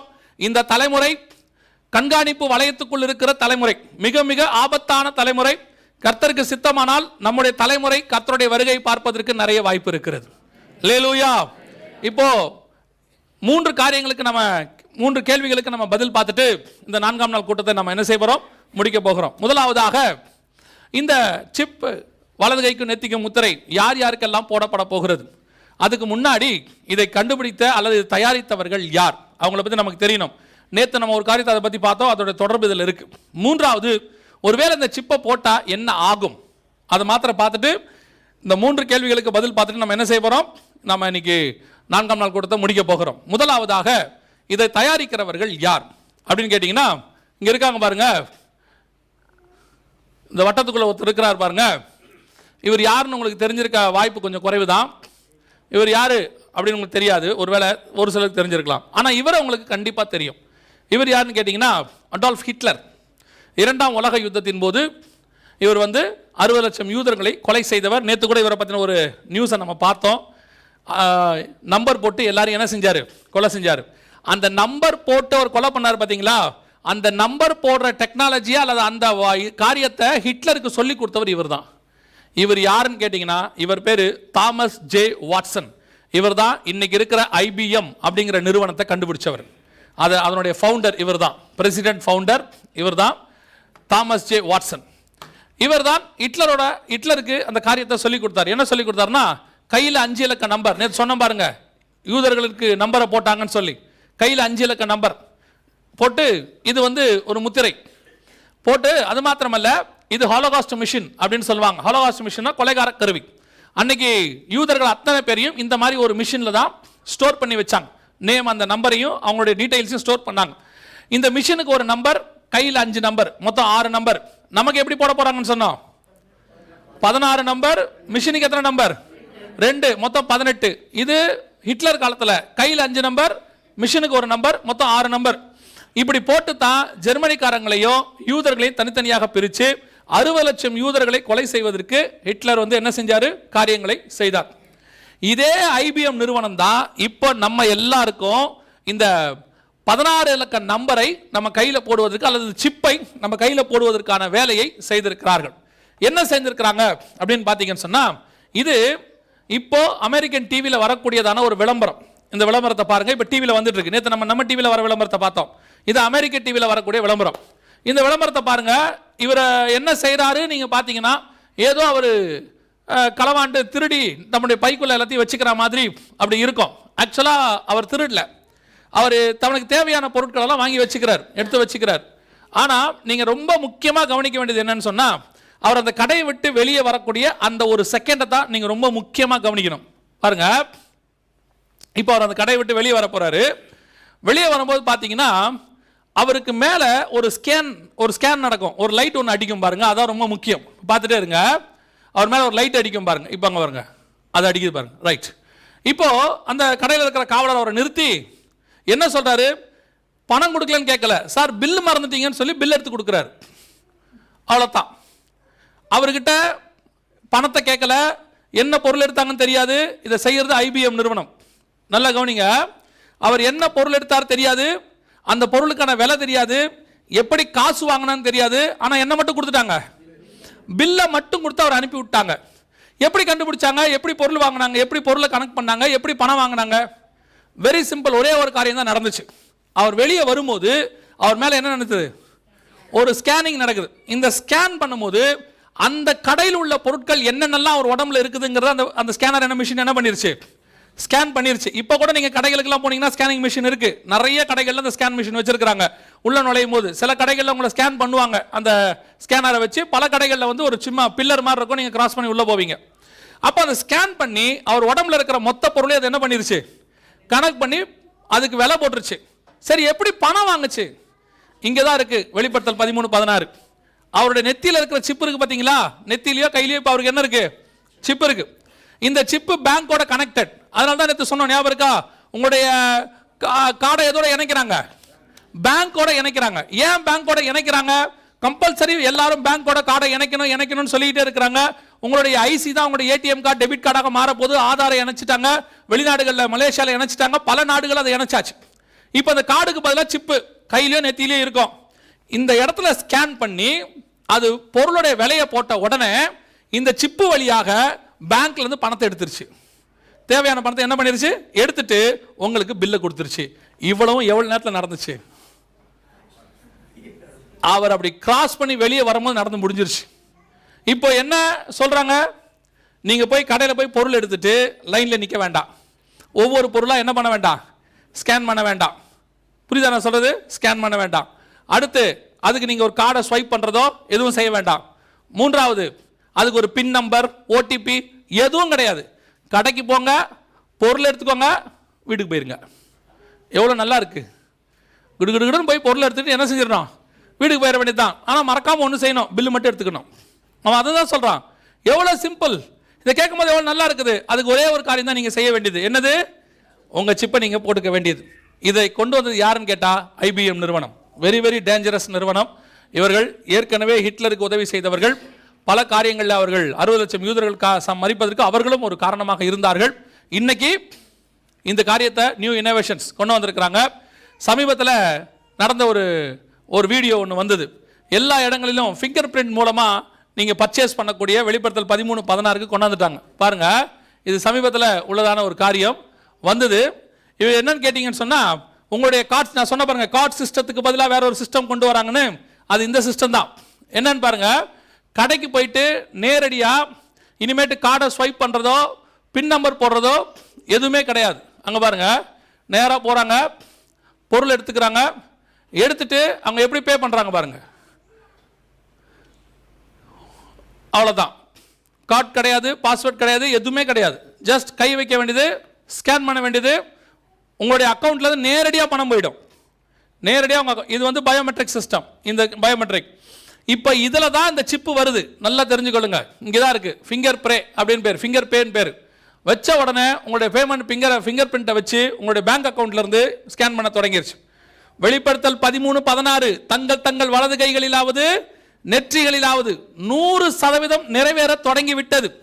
இதெல்லாம் நம்ம காலத்தில் நம்ம கண்ணுக்கு முன்னாடி இருக்கிற டெக்னாலஜி. நம்ம என்னமோ நினைச்சிட்டு இருக்கிறோம், இந்த மாதிரி கையிலையும் நெத்திலையும் முத்திரை போடுவாங்க அப்படின்னு சொன்னா எல்லாரையும் உட்கார வச்சு கையில குத்த போறாங்களா? இல்ல இல்ல, நம்மளையே அந்த இடத்துக்கு ஆயத்தப்படுத்திட்டு இருக்கிறாங்க. இப்ப நம்ம எங்க இருக்கிறோம்? அதனுடைய 99% வந்துட்டோம். கார்டு சிஸ்டத்தை வாங்கிட்டோம், கார்டுல ஸ்வைப் பண்ண ஆரம்பிச்சிட்டோம், பின் நம்பர் போட தொடங்கிட்டோம். இப்போ கொஞ்சம் கொஞ்சமா கைரேகை வைக்கவும் தொடங்கிட்டோம். எங்க? ஒவ்வொரு இடத்துல கைரேகை வைக்க, இமிகிரேஷன்ல அங்க இங்க கைரேகை வைக்கவும் தொடங்கிட்டோம். 99% முடிய போகுது. இன்னும் ஒரே சதவீதம் தான் உங்க கார்டை தூக்கி உங்க கையில போட போறாங்க. அதுக்கான முன்னோடியும் கொண்டு வந்துட்டாங்க. ஐபிஎம் நிறுவனம் அதை செய்ய தொடங்கிருச்சு. இப்போ இது இல்லாமல் வாங்கவும் விற்கவும் கூடாதபடிக்கு செய்தது. எப்படி? ஒருவேளை பேங்க்ல பணம் இல்லாட்டி போய் பொருள் எடுத்தா எப்படி உள்ள வரும் வெளியே வரும்? அதுவும் ரொம்ப சிம்பிள். நல்லா கவனிங்க. இப்போ நீங்க பல இடங்களுக்கு போகும்போது ஒரு ஆட்டோமேட்டிக் டோர் இருக்கு, பார்த்திருக்கீங்களா? இந்த ஆட்டோமேட்டிக் டோர் வந்து நீங்க போனோன்னு தானா திறக்குது, தானா முடிக்குது. இதை பார்க்கும்போது நமக்கு கொஞ்சம் சந்தோஷமா இருக்கும். நம்மளை பார்த்து மரியாதை அதிகாவது கொடுக்குதே, நம்மளை பார்த்தோன்னா டோர் திறக்குதுன்னு ஒரு சந்தோஷம் என்ன செய்யுது, அதை பார்த்து வருது. இது எப்படி திறக்குது அப்படின்னு கேட்டீங்கன்னா, நீங்க போய் நின்ன உடனே அதுக்கு மேல என்ன இருக்குன்னா ஒரு சென்சார் இருக்கு. நீங்க போன உடனே சென்சார் கட் ஆகுது, கட் ஆன டோர் என்ன செய்யுது, திறக்குது. நீங்க போன உடனே திருப்பி சென்சார் வருது, கதவு என்ன செய்யுது, மூடிக்குது. Very simple. சென்சார் எடுத்துட்டு ஸ்கேனரை வச்சிருவாங்க, அவ்வளவுதான். நீங்க போன உடனே சிப்பு இருந்தாதான் உங்களுக்கு கதவே திறக்கும், இல்லைன்னா திறக்காது. சிப்பு இருந்த உடனே கதவு திறக்கும். உள்ள போய் பொருளை வாங்கிட்டு திருப்பி வந்து நீங்க பே பண்ணாதான் கதவு என்ன செய்யும், திறக்கும். இயேசு சொன்னபடி வெளிப்படுத்தல் 13, 16, 17 100% நிறைவேறுகிற இடத்துக்கு நாம் வந்துட்டோம். நம்ம கண்ணுக்கு முன்னாடி கர்த்தர் சொன்னபடியே இது இல்லாமல் வாங்கவும் விற்கவும் கூடாத காலம் ஒன்று வந்துருச்சு நம்ம கண்ணுக்கு முன்னாடி. இனி வரப்போதெல்லாம் கிடையாது. ஒரு 10 வருஷத்துக்கு முன்னாடி நாங்க பிரசங்கம் பண்ணும்போது வரப்போகுதுன்னு சொல்லிக்கிட்டு இருந்தோம். அதுக்கு முன்னாடி பிரசங்கம் பண்ண பரிசுத்தவான்கள்லாம் வரப்போகுதுன்னு சொன்னாங்க. இப்போ வரப்போது இல்லை, வந்துடுச்சு. இப்போ வெயிட் பண்ணுறது ஒன்னே ஒன்று தான். எதுக்காக? தாமதிக்கிறார் என்று சொல்லுகிறவர் தம்முடைய வாக்கு தத்தத்தை குறித்து தாமதமாக இராமல் நாம் எல்லோரும் மனம் திரும்ப வேண்டும் என்று கர்த்தர் நம்மேல் நீடிய பொறுமை உள்ளவராக இருக்கிறார். கர்த்தர் வெயிட் பண்றது சர்ச் ரெடி ஆகிறதுக்கு தான். இந்த டெக்னாலஜிக்காகலாம் இல்லை. டெக்னாலஜி இல்லாவிட்டாலும் கர்த்தர் நடத்துவார் காரியத்தை. அவர் சர்வ வல்லமை உள்ள தேவன். ஆனா நம்ம காலத்துல நம்ம கண்ணுக்கு முன்னாடி எல்லாம் நடக்க ஆரம்பிச்சிருச்சு. அப்போ உங்களுக்கு ஒன்று தெரியணும். உலகம், நான் ரொம்ப காரியம் சொல்லுவேன், நான் எப்பவும் சொல்லுவேன், இந்த பிசாசுக்கு மாட்டினால் நல்ல ஆளு. இந்த பிசாசுக்குன்னு ஒருத்தன் வேலை செய்யறான்ல, அவன் ரொம்ப நல்ல ஆளு. ஏன்னா ரொம்ப ஆக்டிவா வேலை பார்க்கறான். இந்த ஏசுநாதருக்கு மாட்டினவன் இருக்கான்ல, பாவம் ஏசுநாதர். இவனெல்லாம் வச்சுக்கிட்டு அவர் ஊழியம் பண்றாரு பாருங்க. இவனை வச்சுக்கிட்டு அவர் ராஜ்யத்தை கட்டணுங்கிறது எவ்வளவு கஷ்டம். இந்த பயலால் தான் 2000 வருஷம் ஆயிருக்கு, இல்லைன்னா 1000 வருஷத்துல முடிஞ்சிருக்கும் போல. எதுக்கு சொல்றேன்? எவ்வளவு அழகா ஆக்டிவா உலகத்தை மொத்தத்தையும், நான் சொல்லுவேன், இந்த பிசாசு உலகத்தை அந்திகிறிஸ்து பிடிக்கிறான்னா சும்மாலாம் பிடிக்கல, அவ்வளோ கஷ்டப்பட்டு இருக்கிறான் அவன். கூகுள்காரன் டோட்டல் உலகத்துடைய மேப்பே எடுத்திருக்கிறான்னா எவ்வளவு வேலை பார்த்திருப்பான் பாருங்க. நம்ம ஒரு பைபிளே மொத்தம் படிச்சு முடிக்கல பாருங்க. இன்னும் ஒரு பைபிளை படிச்சு முடிக்கிறதுக்கு நமக்கு எவ்வளவு கஷ்டமா இருக்கு. இந்த உலகத்தினுடைய மொத்த ரோடு இருக்கிற சின்ன சின்ன சந்து, பெரிய ஹைவேஸ் மொத்தத்தையும் என்ன பண்ணிருக்கான், எடுத்திருக்கான். அப்ப எவ்வளவு வேலை பார்த்திருப்பான். உலகத்தில் உள்ள 800 கோடி மக்களுடைய பிங்கர் பிரிண்டையும் வாங்கியிருக்கிறான், நம்ம கிட்ட இருந்து வாங்கியிருக்கிறான். அப்ப அவன் எவ்வளவு ஒர்க் பண்ணிருக்கிறான். அதுதான் நான் சொல்றேன், இனி நடக்கிறதுக்கு தேவையான தீர்க்க தரிசனங்கள் ஒன்றும் கிடையாது. நம் காலத்திலேயே கர்த்தர் நினைச்சா வருக வந்தா இப்பவே முழு உலகத்தையும் ஒரு டிக்டேட்டர் ஆள செய்யலாம். அந்த அளவுக்கு டெக்னாலஜி ரெடியா இருக்குது. கர்த்தர் வெயிட் பண்றது உங்களுக்காகவும் எனக்காகவும் மட்டும்தான். சபை ரெடி ஆகணும், மனவாட்டி ரெடி ஆகணும். இன்னைக்கு நாம தாமதமா இருக்கிறது அதனாலதான் கர்த்தர் தாமதிக்கிறார். நிறைய பேர் இதுல வேற என்ன சொல்லி தெரியுறானா, ஏசுநாதர் வரேன்னு சொன்னார், வரவே இல்லை, ரொம்ப டிலே பண்றாரு. நீ ரெடியானா அவர் ரெடி ஆயிட்டாரு. மணவாளன் என்னைக்கோ ரெடி, மணவாட்டி ரெடி ஆகாதான் காரணம். இப்ப இதெல்லாம் எதுக்கு நமக்கு சொல்லி கொடுக்கிறாரு? எனக்கு ரொம்ப ஆச்சரியமான ஒரு விஷயம் என்ன தெரியுமா? புதிய ஏற்பாட்டில் ஆண்டவர் சொல்ற உபதேசத்துல ஒண்ணு என்னன்னா, கண்டு விசுவாசிக்கிறவனிலும் காணாமல் விசுவாசிக்கிறவன் தான் பாக்கியவான். புதிய ஏற்பாட்டுடைய உபதேசமே காணாமல் விசுவாசிக்கணும் நாம. ஆனா அப்படிப்பட்ட நமக்கே அவர் வராருங்கிறத ஏதோ ஒன்று போட்டு காட்டுறாரு பாருங்க. பார்க்க வச்சாவது நம்ப வைக்கிறாரு. சரி, நீங்க பார்க்காம தான் விசுவாசிக்கணும். இந்த எவிடன்ஸே இல்லாட்டி நீங்க என்ன பண்ணணும்? அவர் வருவாருங்கிறத விசுவாசிக்கணும். இது எதுவுமே இல்லாட்டி நீங்க விசுவாசிக்கணும். ஏன்னா பைபிள் அப்படித்தான் சொல்லுது. ஆனா அந்த சூழ்நிலையில தேவன் இரக்கம் உள்ளவரா இதெல்லாம் நமக்கு எக்ஸ்பிளைன் பண்றாரு பாருங்க. ஒரு சபைக்கு நமக்கு சொல்லி கொடுக்கணும், ஒரு கூட்டத்தை ஆயத்தப்படுத்தணும் சொன்னாரு. இது கர்த்தர் நம்மேல் வச்ச பெரிய கிருபை. எவன் மேல் இரக்கமா இருக்க சித்தமா இருப்பேனோ அவன் மேல் இரக்கமா இருப்பேன் சொன்ன அளவுக்கு கர்த்தர் நமக்கு இதை எக்ஸ்பிளைன் பண்ணிட்டு இருக்கிறாரு. ஆனா ஒண்ணு மட்டும் ரெடி ஆயிக்குங்க, இனி கண்டிப்பாக காலம் செல்லாது. எந்த நிமிஷமும் கர்த்தருடைய வருகை சம்பவிக்கும். ஆண்டவர் வரப்போகிறார். நினையாத நாளிலே மனுஷகுமார் வருவார். உங்களுக்கு எப்பப்பெல்லாம் இயேசு இனி வரமாட்டார், கொஞ்சம் டிலே ஆகும் தோணுதோ அப்பதான் வரப்போறாருன்னு அர்த்தம்.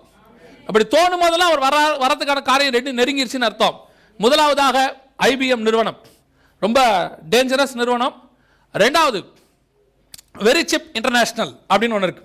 இங்க இருக்கு பாருங்க, இவங்க தான் அது. இவர் பேர் ஸ்காட் சில்வர்மேன், அதோடைய CEO, சீஃப் எக்ஸிக்யூட்டிவ் ஆஃபீஸர். இவருடைய இந்த கையில் வந்துட்டு சிப் இருக்கு, இங்க இருக்கு பாருங்க, இந்த சிப் இருக்கு. இப்போ அவர் ஸ்கேன் பண்றாரு. ஸ்கேன் பண்ண உடனே எதிரில் உள்ள கம்ப்யூட்டர்ல அவரை பத்தின எல்லா டீடைல்ஸும் வந்துடும். நான் சொன்ன இன்னொரு வீடியோல காட்டுறேன்னா இதுதான். இப்போ பாருங்க, உங்களுடைய ஐசிக்குள்ள என்னென்ன இருக்கோ எல்லாம் இங்க இருக்கும். போட்டோ இருக்கும், பேர் இருக்கும், நம்பர் இருக்கும், அவரோட டெசிக்னேஷன் இருக்கும், அத்தனையும் இருக்கும். இந்த கார்டை வந்து ஸ்கேன் பண்ண உடனே எதிரில் உள்ள கம்ப்யூட்டர்ல உங்களை பத்தின எல்லா டீடைலும் சொல்லிடும். யார் இந்த நிறுவனம் அப்படின்னு கேட்டீங்கன்னா, IBM இதை கண்டுபிடிச்சவங்க, உலகம் ஃபுல்லா மார்க்கெட் பண்றவங்க இவங்க தான். 2012 ஏறக்குறைய 110 நாடுகளில் இவங்க மார்க்கெட் பண்ணியிருந்தாங்க. 2012 எங்களுடைய கணிப்பு சரினா, உலக நாடுகள் வந்து ஐநாவுடைய கண்ட்ரோல் படி 185 நாடுகள். அத்தனை நாடுகள்லையும் இப்போ இந்த சிப் ரெடியா இருக்கு. இந்தியாவிலலாம் 2012 ரெடி பண்ணிட்டாங்க. இப்போ போன வருஷத்துக்கு முந்தின வருஷம் ஸ்ரீலங்காவில் கொண்டு வந்துட்டாங்க. எல்லா நாட்டிலையும் சிப் ரெடியா இருக்கு. இப்போ ஸ்ரீலங்காவில் லெஃப்ட்ல போட்டு செக் பண்ணிட்டு இருக்காங்க. பல காரணங்களுக்காக அங்கே லெஃப்ட்ல ஒரு சிலருக்கு போடுறாங்க. பல நாடுகளில் இந்த சிப் இம்ப்ளான்ட் ஆரம்பிச்சிட்டாங்க. அதில் இந்த வெரி சிப் இன்டர்நேஷனல் இவங்க இந்தியாவில் இருக்கிறாங்க. இந்தியாவில் இவங்களுடைய நிறுவனங்கள் இருக்கு. ஜனங்களுக்கு வந்து அந்தந்த நாடுகள்லேயே ப்ரொடக்ஷன் நடக்குது. ஏறக்குறைய 185 நாடுகளில், நான் சொல்றது 2012 110 நாடுகளுக்கு மேலே அவங்க ரெடி பண்ணி வச்சிருந்தாங்க. இப்போ இவங்க தான் உலகம் ஃபுல்லாக இதை மார்க்கெட் பண்ணுறாங்க. பல நாடுகளில் இவங்களுடைய வெவ்வேறு பேரில் இருப்பாங்க. இவங்களுக்கு வந்து டிஜிட்டல் ஏஞ்சல் அப்படின்னு ஒரு பேர் உண்டு. ஒவ்வொரு நாட்டிலையும் இந்த டிஜிட்டல் அப்படிங்கிறது கூட வந்துடும். Digital Singapore, digital India, digital Sri Lanka இப்படி ஒரு பேர் வச்சுருவாங்க. வச்சுட்டு அதுக்கு பின்னாடி இவங்க தான் இருப்பாங்க. இவங்க தான் அதுக்கான எல்லா காரியங்களும் பண்ணுறவங்க. இவங்க தான் அதுக்கு பேட்டன் ரைட்ஸ் உடையவங்க. ஐபிஎம் நிறுவனத்தோடைய உப நிறுவனம். மொத்தம் ஒரு 6 நிறுவனம் இருக்குது. அதில் இது 2வது நிறுவனம். வெரிசிப் இன்டர்நேஷனல் சொல்லுவாங்க, அப்படி இல்லைன்னா டிஜிட்டல் ஏஞ்சல் அப்படின்னு சொல்லுவாங்க. இந்த மாதிரி இன்னொரு 4 நிறுவனம் இருக்குது. மோட்டோரோலா கேள்விப்பட்டிருப்பீங்க. அவங்க தான் இவங்களுக்கு தேவையான எல்லா டெஸ்ட், லேப் டெஸ்ட்டு, இந்த மாதிரி காரியங்கள்லாம் பண்ணுறது. மாஸ்டர் கார்டு, அவங்க தான் இதுக்கான பண உதவிகள். மாஸ்டர் கார்டில் ரொம்ப கேர்ஃபுல்லாக இருந்து கொள்ளுங்க. இந்த கடைசி காலத்தில் பிசாசுடைய மிகப்பெரிய தந்திரங்களில் ஒன்று, இப்போ நான் சொன்னால் உங்களுக்கு ரொம்ப வருத்தமாக இருக்கும், ஆனால் சத்தியம் அதுதான். இந்த கிரெடிட் கார்டுன்னு ஒன்று இருக்குல்ல, அது பிசாசுடைய மிகப்பெரிய ஆயுதம். மிகப்பெரிய ஆயுதம். அவன் பேர் சொல்லியே தான் கொடுக்குறான், கடன் அட்டை. அதுக்கு பேர் என்னது? கடன் அட்டை. பைபிள் படி பழைய ஏற்பாடு, புதிய ஏற்பாடு, சபகாலம், எந்த காலத்திலும் கடன் நாட் அலவுட். எந்த காலத்திலுமே கடன் நாட் அலவுட். கடன் வாங்கக்கூடாதுன்னு நெகேமியா சொல்லுவார்.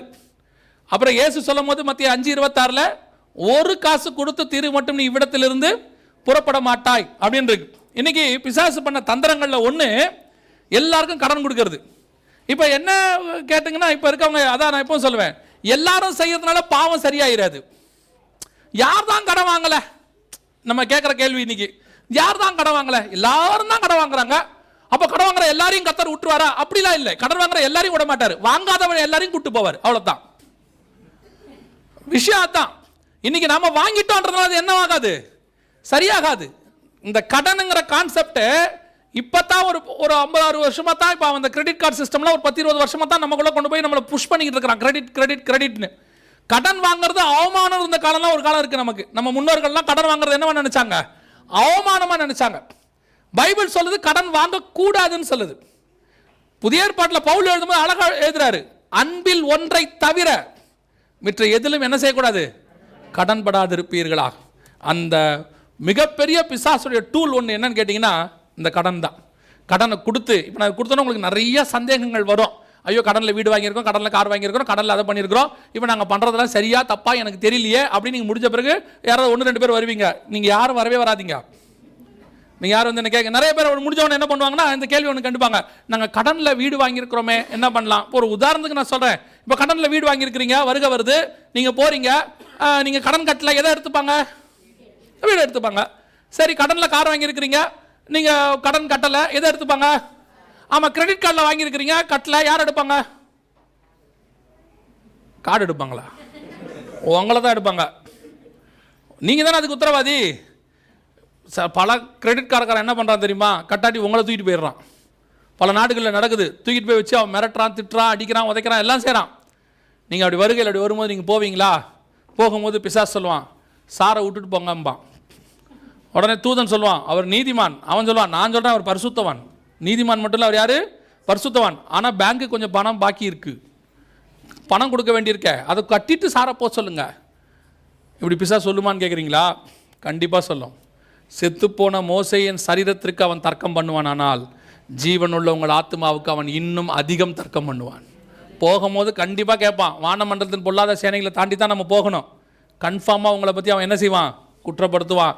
அதனால தான் இயேசு தெளிவாக சொன்னார், உலகத்தின் அதிபதியானவன் என்னிடத்தில் வருகிறான், அவனுக்கு என்னிடத்தில் ஒன்றும் இல்லை. அது எப்படிங்க கடன் வாங்காமல் இருக்கலாம், அதெல்லாம் செய்யலாம். என்னன்னா, கடன் வாங்காமல் இருக்கணும்னா நீங்கள் இஷ்டப்படுறபடி வாழ முடியாது, கர்த்தர் இஷ்டப்படி வாழணும்.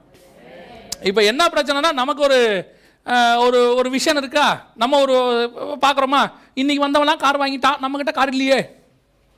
இப்போ அதான் பிரச்சனையே.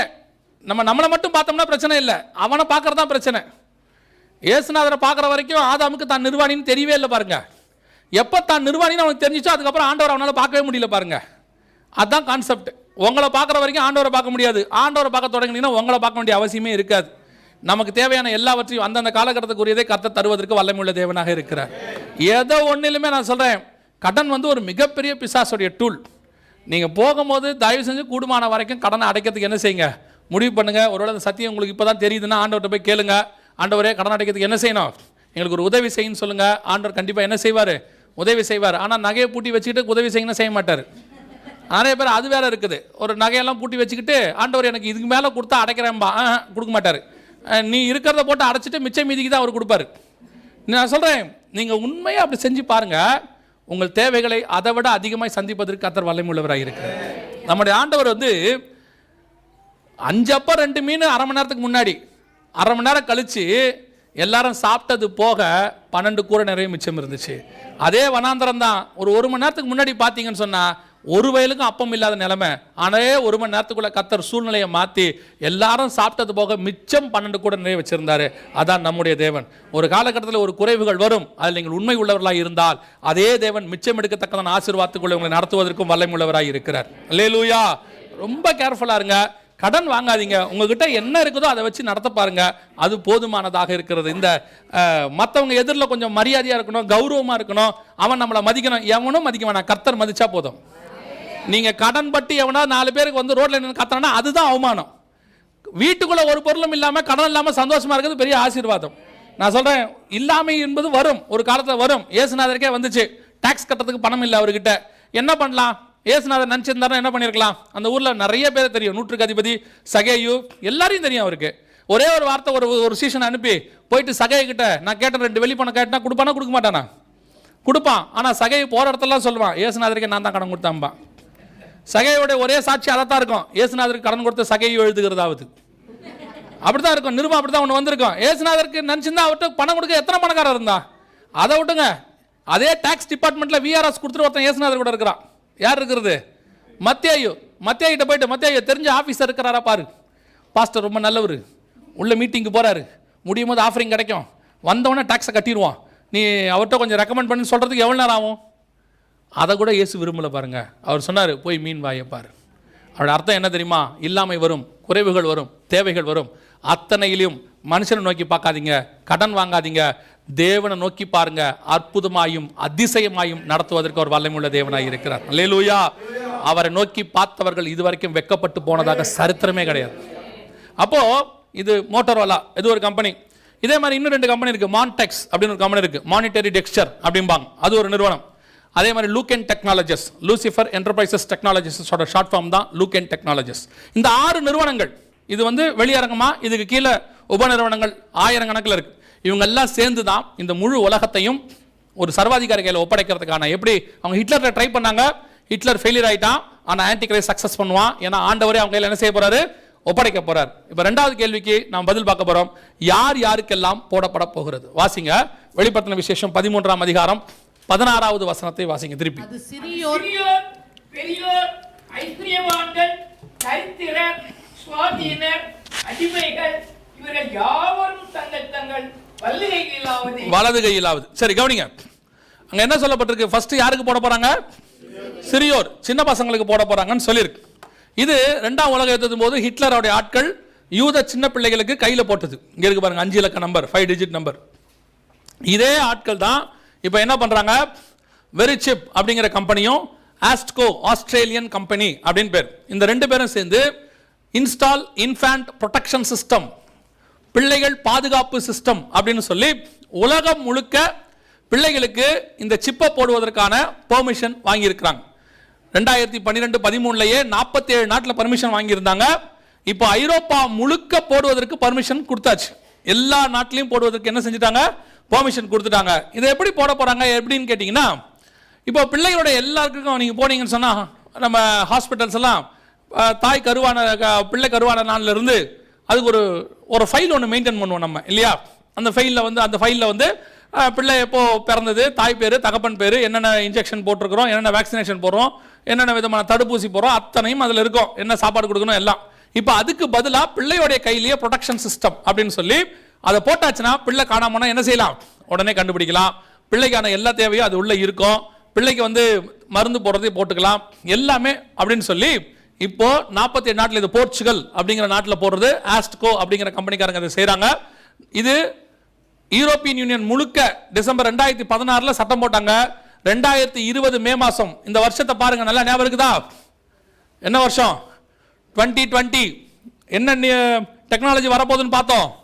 கார்ட் சிஸ்டம் முடிஞ்சு பயோமெட்ரிக் சிஸ்டம், இது யூரோப்பியன் யூனியன்ல அனௌன்ஸ் பண்ணியிருக்கிறான். யூரோப்பியன் யூனியனுக்குள்ள இருக்கிற 28 நாடுகளுக்கும் கண்டிஷன் போட்டிருக்கிறாங்க. 2020 மேக்குள்ள அங்க உள்ள எல்லா பிள்ளைகளும் சர்வைலன்ஸ்குள்ள இருக்கணும், அத்தனை பேருக்கும் பயோசிப் போடுற காரியத்தை செய்யணும்னு சொல்லி எல்லாருக்கும் 2 வருஷத்துக்கு ஒரு தடவை அதை என்ன செய்யணும்? Micro disposable battery every 2 years in state clinics.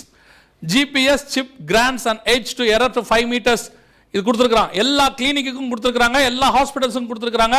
அத்தனை பேரும் போடுறதுக்கான காரியங்களை இங்கே சொல்லி வச்சிருக்கிறாங்க. 2020 மே மாதம் 2014க்கு பிறகு பிறந்த குழந்தைகளுக்கு போட சொல்லியிருக்கிறாங்க.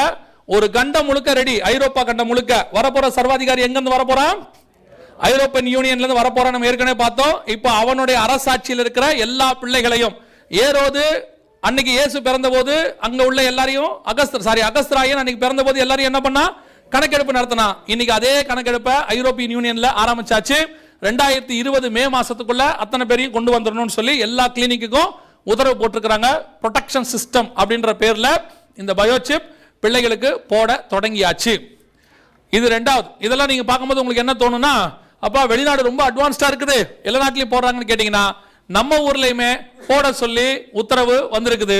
Maharashtra government ask hospitals to ensure biometric ID of infants. Zee நியூஸ்ல வந்தது. பிள்ளைகளுக்கு பயோமெட்ரிக் ஐடி போட சொல்லி மகாராஷ்டிரா கவர்மெண்ட் சொல்லியிருக்கு.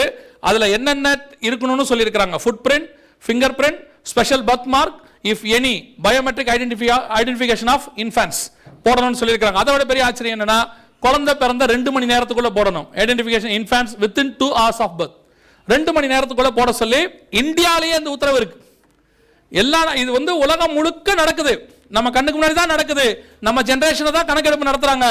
ஆண்டவர் சொன்னபடியே நடக்குது. சிறியோருக்கு போட தொடங்குறாங்க. ஆனா இதை நம்ம எப்படி பார்க்கிறோம்? வெறும் டெக்னாலஜி, வெறும் கடைசி காலத்தினுடைய ப்ரொடெக்ஷன் சிஸ்டம் இப்படிதான் பார்க்கிறோமே ஒழிய ப்ராஃபஸியா பார்க்கல. உலகம் தான் டெக்னாலஜியா பார்க்கும். நாம எப்படி பார்க்கணும்? ப்ராஃபஸியா பார்க்கணும். அதனாலதான் ஆண்டவர் சொன்னாரு, மகத்துவங்களை எழுதி கொடுத்தேன். அவர்கள் அதை எப்படி எடுத்துட்டாங்க? அந்நிய காரியமாய். அது ஒரு டெக்னாலஜியா பார்க்கிறோம். அது ஒரு சிஸ்டம், ஏதோ ஒன்று கொண்டு வராங்க, ஒரு பாதுகாப்பு கருவி அப்படிதான் நினைக்கிறோமே ஒழிய இது தேவன் சொன்ன தீர்க்கதரிசனம் நம்ம என்ன செய்யறதில்ல, நினைக்கிறதில்ல. நடக்க ஆரம்பிச்சிருச்சு. இப்போ மகாராஷ்டிரா அரசாங்கம் போட சொல்லி உத்தரவு கொடுத்திருக்கிறாங்க. உலகம் முழுக்க எல்லா நாட்டிலையும். ஜப்பான்ல ஒரு விசுவாச தம்பதியார் இருந்தாங்க, வேலைக்கு போயிருந்தாங்க. நான் சொல்றது ஒரு 8 வருஷத்துக்கு முன்னாடி வேலைக்கு போயிருந்தாங்க. போயிருந்த போது அவங்க அந்த அம்மா ஒரு 7-8 மாசம் இருக்கும்போது இந்தியாவுக்கு வந்துட்டாங்க, தமிழ்நாட்டுக்கு வந்து குழந்தைய அங்க பிறக்கிறதுக்கு கொண்டு வந்துட்டாங்க.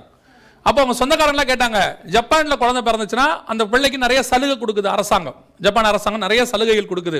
நீ அங்கேயே இருக்கலாமே, அங்க இருந்து இந்த குழந்தைய பெற்றிருந்தா எவ்வளவு பிள்ளைக்கு நல்லா இருந்திருக்குமே அப்படின்னும் போது அந்த அம்மா சொன்ன வார்த்தை, அங்க பிறந்தா எல்லா சலுகையும் கிடைக்கும், ஆனா பிறந்த உடனே பயோசிப் போடுவாங்க என் பிள்ளைக்கு.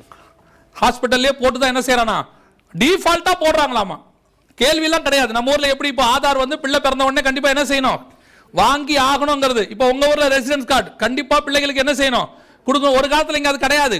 பிள்ளைகளுக்கு ரெசிடென்ட் கார்டு கிடையாது, இந்தியாவில் ஆதார் கிடையாது. இப்ப பிள்ளைகளுக்கு என்ன கொடுக்க சொல்றாங்க, மலேசியால 12 வயசுக்கு மேற்பட்டவங்களுக்கு தான் கார்டு சிஸ்டம் சொன்னாங்க. இப்ப அங்க கொண்டாந்துட்டாங்க. எல்லா நாட்டிலையும் பிள்ளைகளை தான் குறி வச்சு தாக்குறாங்க. அதுல ஜப்பான்ல இப்ப டிஃபால்ட்டாவே பிறக்கிற பிள்ளைகளுக்கு என்ன செய்யறாங்க, சிப்பு போடுறாங்க. அப்ப அந்த அம்மா சொல்லுச்சு, எனக்கு அது வேண்டாம், என் பிள்ளைக்கு ஆசீர்வாதத்தை விட வேதம் ரொம்ப எனக்கு முக்கியம்னு சொன்னாங்க. அல்லேலூயா. இப்போ பிள்ளைகளுக்கு போட தொடங்கியாச்சு. கர்த்தர் சொன்னபடி சிறியோருக்கு இப்போ வலது கையிலும் நெத்தியிலும் முத்திரை போடுகிற காலம் வந்து விட்டது. இதுல ஒரு பெரிய விஷயம் என்னன்னா, 17வது வசனத்துல வாசிக்கிறோம் இல்லையா, இது இல்லாமல் வாங்கவும் விற்கவும் கூடாதபடிக்கு செய்தது அப்படின்னு இருக்கு. ஹூஸ்டன்ல ஒருத்தர் என்ன பண்ணாருன்னு கேட்டீங்கன்னு சொன்னா, இது நம்ம ஊர்ல, மன்னிக்கணும், நம்ம ஊர்லயும் பிள்ளைகளுக்கு இது போட சொல்லியிருக்கிறாங்க. இது டெல்லியில ஸ்கூல்ஸ்ல எல்லாத்துலயும் RFID டேகோட பிள்ளைகளுக்கு என்ன செய்யறாங்க, கார்டு சிஸ்டம் வந்துருச்சு. இப்பவே கார்டு சிஸ்டம் எல்லா இடத்துக்கும் கொண்டு வந்துட்டாங்க. தமிழ்நாட்டிலையும் கொண்டு வந்துட்டாங்க. எல்லா ஸ்கூல்ஸ்லயும் இப்போ RFID, அதாவது ரேடியோ ஃப்ரீக்வன்சியோட கார்டு, அதுல தான் அவங்க அட்டெண்டன்ஸ் எடுக்கிறாங்க, எல்லாம் செய்யறாங்க. இந்த கார்டு தான் இப்போ என்னவா மாறப்போகுது, சிப்பாக மாறப்போகுது. இப்போ வெளிநாட்டில் சிப்பா மாறிடுச்சு, நம்ம நாட்டில் சிப்பா மாறப்போகுது. அதுக்கான டெக்னாலஜியும் இந்தியாவில் என்னவா இருக்குது, ரெடியாக இருக்கு. இப்போ நல்லா கவனிங்க. ஹூஸ்டன்ல தன்னுடைய பிள்ளையை கொண்டு போய் ஒருத்தர் என்ன பண்ணாரு, ஸ்கூல்ல சேர்க்க போனார். போன உடனே அவங்க சொல்லிட்டாங்க, பிள்ளைக்கு சிப்பு போடுவோம்னு சொல்லிட்டாங்க. அந்த ஸ்கூல்ல சிப்பு போடணும் கம்பல்சரி. சொன்ன உடனே இவர் என்ன சொன்னாரு, நான் வெளிப்படுத்தின விசேஷம் படிக்கிறேன், the mark of the beast, நான் போட மாட்டேன், பிள்ளைக்கு என் பிள்ளைக்கு சிப்பு போடக்கூடாதுன்னு சொன்னார். அப்போ அவங்க சொல்லிட்டாங்க, அப்படின்னா உங்க பிள்ளைக்கு இங்க என்ன கிடையாது, சீட்டு கிடையாது. இவர் கோர்ட்ல போய் கேஸ் போட்டார். கேஸ் போட்டு என் பிள்ளை இந்த மாதிரி கம்பல் பண்றாங்க, சிப்பு போட சொல்றாங்க அப்படின்னு சொன்ன உடனே கோர்ட்டுடைய தீர்ப்பு என்ன தெரியுமா, இதுல இந்த விஷயத்தில் உங்களுக்கோ உங்கள் மகளுக்கோ நாங்கள் உதவி செய்ய முடியாது. இது ஸ்கூலோடைய பாதுகாப்பு காரியம். ஒன்னு ஸ்கூல் சொல்ற மாதிரி பிள்ளைக்கு என்ன செய்யுங்க, சிப்பு போடுங்க, இல்லைன்னா வேற ஸ்கூல்ல கொண்டு போய் பிள்ளை என்ன செய்யுங்க சேர்த்துங்கன்ட்டாங்க. ஆனா என்ன கொடுமைனா அந்த ஹூஸ்டன்ல 112 ஸ்கூல்ல சிப்பு போட சொல்லியிருக்கிறாங்க. 1,00,000 பிள்ளைகளுக்கு சிப்பு போட சொல்றாங்க. வேதம் சொன்னபடி சிறியோருக்கு சிப்பு போட தொடங்கியாகி விட்டது. ஐரோப்பியன் யூனியன்லையும் அமெரிக்காவிலையும் ஜப்பான்லையும் ஏன் இந்தியாவிலையும் ஆரம்பிக்க போறாங்க. சிப்பு ரெடியாக இருக்கிறது. இது இல்லாமல் உங்கள் பிள்ளைக்கு படிப்பு இப்போ கிடைக்கவே கிடைக்காது. அடுத்த இன்னும் ஒரு வருஷம் 2 வருஷம் ஆயிட்டா சிப்பு இருந்தாதான் உங்க பிள்ளைக்கு என்ன கிடைக்கும், படிப்பு கிடைக்கும், அட்மிஷன் கிடைக்கும். அப்போ நம்ம பிள்ளையோட எதிர்காலம் எங்க இருக்கு?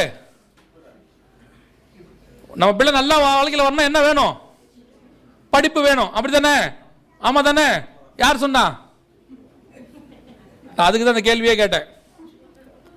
இன்னைக்கு நம்மளை எப்படி ஃபோக்கஸ் பண்ணி வச்சிருக்கிறாங்கன்னா, பிள்ளைய நம்ம என்ன சொல்லி வச்சிருக்கிறோம்னா, படிக்காவிட்டா நடுத்தரல நிப்ப, படிக்காவிட்டா கஷ்டப்படுவ, பாரு நாங்கெல்லாம் படிச்சதுனால தான் இன்னைக்கு நல்லா இருக்கோம், நீ நாளைக்கு படிக்காம விட்டுட்டா. நான் சொல்றேன் அப்படிலாம் ஆகாது, அப்படிலாம் ஆகாது. இப்போ நீங்க என்ன நினைக்கிறீங்க தெரியுமா?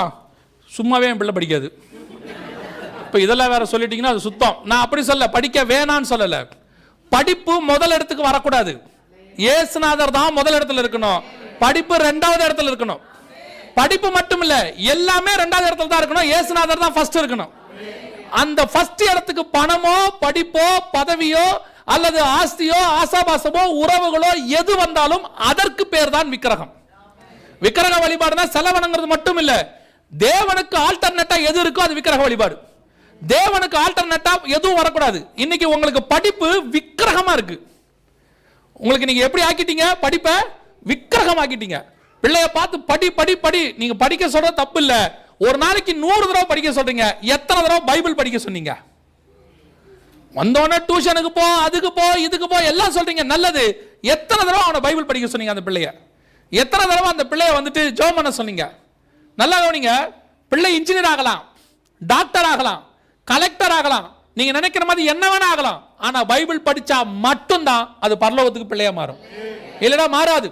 எத்தனை டாக்டர்ஸ், எத்தனை இன்ஜினியர்ஸ், எத்தனை பேர் இன்னைக்கு கெட்டவன அலையறான் தெரியுமா?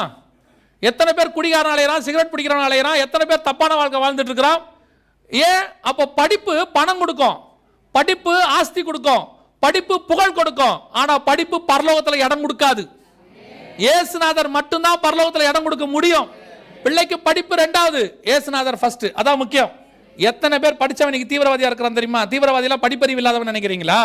நிமிஷத்துல குண்டு தயாரிக்கிறவன் இருக்கிறான், அதுல நிமிஷத்துல துப்பாக்கி தயாரிக்கிறவன் இருக்கிறான். எத்தனை தீவிரவாதி ஃபிளைட் தயாரிக்கிறவன் இருக்கிறான், எத்தனை தீவிரவாதி ஃபிளைட் ஓட்டினான் WTC அடிக்கிறதுக்கு. அப்ப நான் படிக்காதவனா? படிப்பு ஒரு மனுஷனை மனுஷனா மாத்தாது. ஆனால் அதே தீவிரவாதி என்னைக்கு இயேசுவை ஏற்றுக்கொள்கிறானோ, தீவிரவாதத்தை விட்டு விட்டு அவன் நல்லதுக்கு வருகிறான். அப்போ அவனை மாத்துகிறது இயேசுநாதர் ஒழிய படிப்பு அல்ல. படிப்பு என்பது உங்களுக்கு அறிவை கொடுக்கும், ஆனால் இயேசு கிறிஸ்து மட்டுமே ஞானத்தை கொடுக்க முடியும். அவர் தான் பரிசுத்தத்தை கொடுக்கும். படிப்பு பரிசுத்தம் கொடுக்காது. இன்னைக்கு நமக்கு ஒரு மாயை உருவாக்கி வச்சிருக்கான். என்ன உருவாங்க? காட்டு மிராண்டியாய் அலைந்த மனுஷனை படிப்பு இன்னைக்கு பக்குவப்படுத்தி மாத்தி இருக்குது. எவன் சொன்னா காட்டு மிராண்டியா அலைஞ்சான்னு? ஆதாம படைக்கும் போதே கர்த்தர் சகல ஞானத்தோடு தான் படித்தார்னு வேதம் சொல்லுது. ஆதாம படைக்கும் போதே அவ்வளவு காலபரி அவனுக்கு இருந்துச்சு. அத்தனைக்கும் அவன் பேர் வைக்கிறான், அத்தனையும் பார்க்கிறான். எலும்பில் எலும்பும் மாம்சத்தில் மாம்சமும். அவன் ஞானம் அதிகம். தேவ சாயலாவும் தேவ ரூபத்தின்படி படைக்க மாட்டான். உலகத்தான் ஒரு கதை விட்டு திரிறான். காட்டு மிராண்டியா இருந்தான், அப்படியே குரங்கா இருந்தான், கொஞ்சம் கொஞ்சமா நிமிந்து மனுஷனா மாறினா கிடையாது. அவன் படைக்கும் போதே மனுஷனா தான் கர்த்தர் படைச்சார். உங்க பிள்ளைய படைக்கும் போதே கர்த்தர் சகல ஞானத்தோட தான் படைச்சிருக்கிறார். இன்னைக்கு படிச்சவங்களும் முன்னேறான், படிக்காதவனும் முன்னேறான். படிக்க முடிஞ்சவன் படிக்கிறான், படிப்பு இல்லாதவன் வேற துறையில முன்னேறிட்டு வரான். விளையாட்டுல முன்னேறவன் இருக்கான், மியூசிக்ல முன்னேறவன் இருக்கிறான், எதிலே வரான். கர்த்தர் எல்லாருக்கும் ஒரு வழி வச்சிருக்கிறார். அத்தனை பேருக்கு ஆண்டவர் படிச்சவனுக்கு மட்டும்தான் வழி வைக்கல, படிக்காதவனும் சர்வை பண்றான் இந்த பூமியில. இன்னைக்கு நம்ம எல்லாரையும் ஒரே போக்கஸா கொண்டு போய் உங்களை விக்கிரகமா மாத்தி படிச்சாலே ஆச்சு, இல்லைன்னா முடியவே முடியாதுங்கிறீங்க. படிக்க வைங்க, நல்லது. அதை விட முக்கியம் இயேசுநாதருக்கு இம்பார்ட்டன்ஸ் கொடுக்க சொல்லுங்க. இன்னைக்கு நிறைய பேர் சர்ச்சுக்கு வரும்போது கூட பிள்ளைய கூட்டு வர மாட்டான். என்னன்னு கேட்டு பாருங்க, நாளைக்கு எக்ஸாம், அதுல ஒரு பெருமை அவங்களுக்கு. நீங்க விட்டுட்டு வந்தா அது படிக்குமா? அது அங்க உட்காந்து கேம்ஸ் விளையாடிக்கிட்டு இருக்கோம். அதுதான் உண்மை. 6 நாள் உங்க பிள்ளை கொடுக்குறீங்க, டியூஷன் கொடுக்குறீங்க, எல்லாம் கொடுக்குறீங்க. ஒரு நாள் தானே சர்ச்சுக்கு கூட்டு வரீங்க. அந்த ஒரு நாளும் பிள்ளை கூட்டு வராட்டி அப்புறம் நீங்க எப்போ கூட்டு வரீங்க தெரியுமா? 15 வயசுக்கு மேல சர்ச்சில் ஜோம் பண்ணுவீங்க. என் பிள்ளை எனக்கு அடங்கவே மாட்டேங்குது. என்ன காரணம்? ஜோம் பண்ணுங்க, நான் தசமா காணிக்கலாம் கொடுக்குறேன். தசமா காணிக்க கொடுத்த பிள்ளை என்ன கொடுத்தீங்க? பிள்ளை எங்க சர்ச்சுக்கு கூட்டு வந்தீங்க? இன்னைக்கு அதான் நடக்குது. இன்னைக்கு பிள்ளைகள் கெட்டு போறதுக்கு காரணம் யாருன்னா, நான் சொல்லுவேன், ஒரு வகையில் பெற்றோர் தான் காரணம். நல்ல ஸ்கூல் கொடுக்குறீங்க, நல்ல ட்ரெஸ் கொடுக்குறீங்க, நல்ல சாப்பாடு கொடுக்குறீங்க, நல்ல டியூஷன் கொடுக்குறீங்க, நல்ல தேவனை கொடுத்தீர்களா? அதுதான் ரொம்ப முக்கியம். முதல்ல உங்க பிள்ளைக்கு ஆண்டவரை கொடுங்க.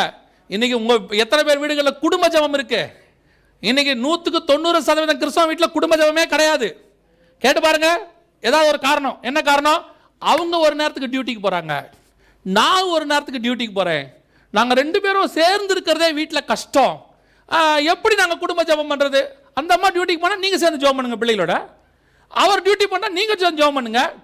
யோசித்து பாருங்க, யாராவது ஒருத்தன் திடீர்னு நைட்டு ரெஸ்டாரண்ட்டுக்கு வான்னு கூப்பிட்டா குடும்பமே போக முடியுதா இல்லையா? திங்கிறதுக்கு போறோமா இல்லையா? ஆமா தானே? எவனா கல்யாணம்னு கூப்பிட்டா குடும்பமே போய் உட்கார்றோமா இல்லையா? அதுக்கெல்லாம் குடும்பமா போக முடிஞ்ச உங்களால ஏன் தேவ சமூகத்துக்கு போக முடியல? நானே இந்த கேள்வி கேட்கறேன், இயேசுநாதர் எந்த கேள்வி கேட்பாரு உங்களை? இன்னைக்கு நீங்க ஆண்டவர்கிட்ட போய் கணக்கெல்லாம் சொல்ல முடியாது. நீங்கள் எவ்வளவுக்கு எவ்வளவு தேவனுக்கு முக்கியத்துவம் தருகிறீர்களோ அவ்வளவுக்கு அவ்வளவு தேவன் உங்களுக்கு முக்கியத்துவம் தருவார். இன்னைக்கு உங்களுக்கு நீங்களே எக்ஸ்கியூஸ். பிள்ளைங்க டியூஷனை விட்டு வரும்போதே தூங்கிக்கிட்டே வராங்க, வரட்டும். சாப்பாடு இது ஃபேமிலி பேர் முடிஞ்ச உடனே சாப்பாடுன்னு வைங்க, கண்டிப்பாக சாப்பிட்டு தானே தூங்குது. இன்னைக்கு நிறைய பெற்றோர்கள் தான் காரணம். தயவு செய்து சொல்கிறேன், பிள்ளைய பத்திரமா பார்த்துக்கொள்ளுங்க. ஏன் தெரியுமா?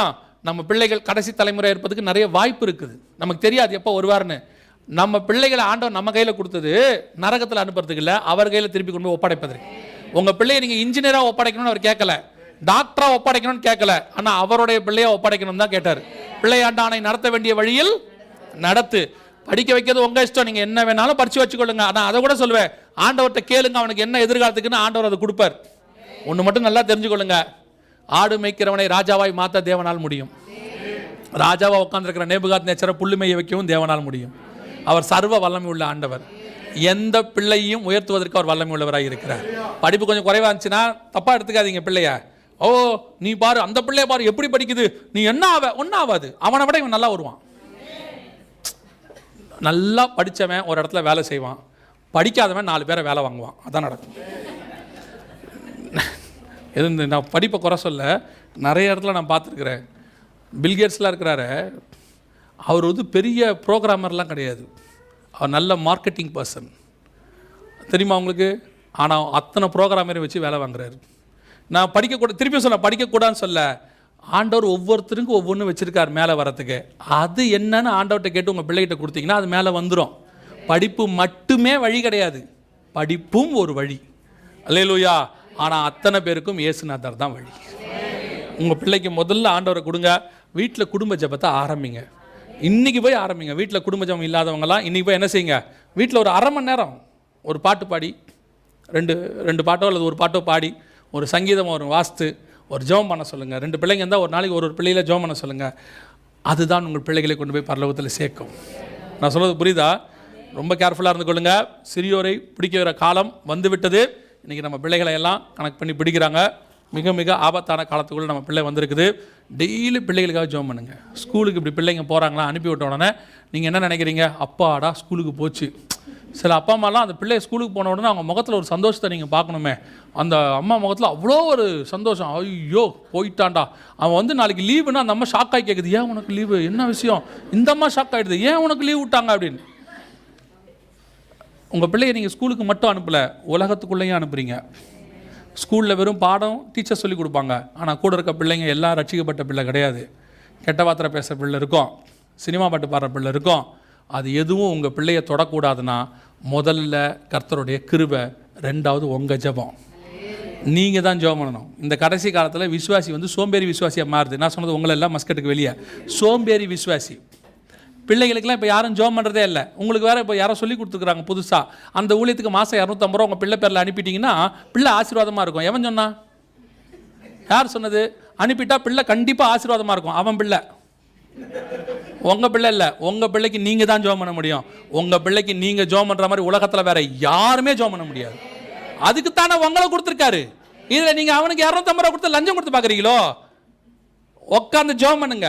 எமில் ஜெபசிங் அண்ணன் ஒரு சாட்சி சொன்னாங்க, எழுதியிருக்காங்க. அவங்க அவ்வளோ அவங்களுடைய பெற்றோர், அவங்க என்னைக்கு முழிச்சு பார்த்தாலும் தூக்கத்தில் அவங்க பெற்றோர் ஜெபம் பண்ணுவாங்களாம் அவங்களுக்கு.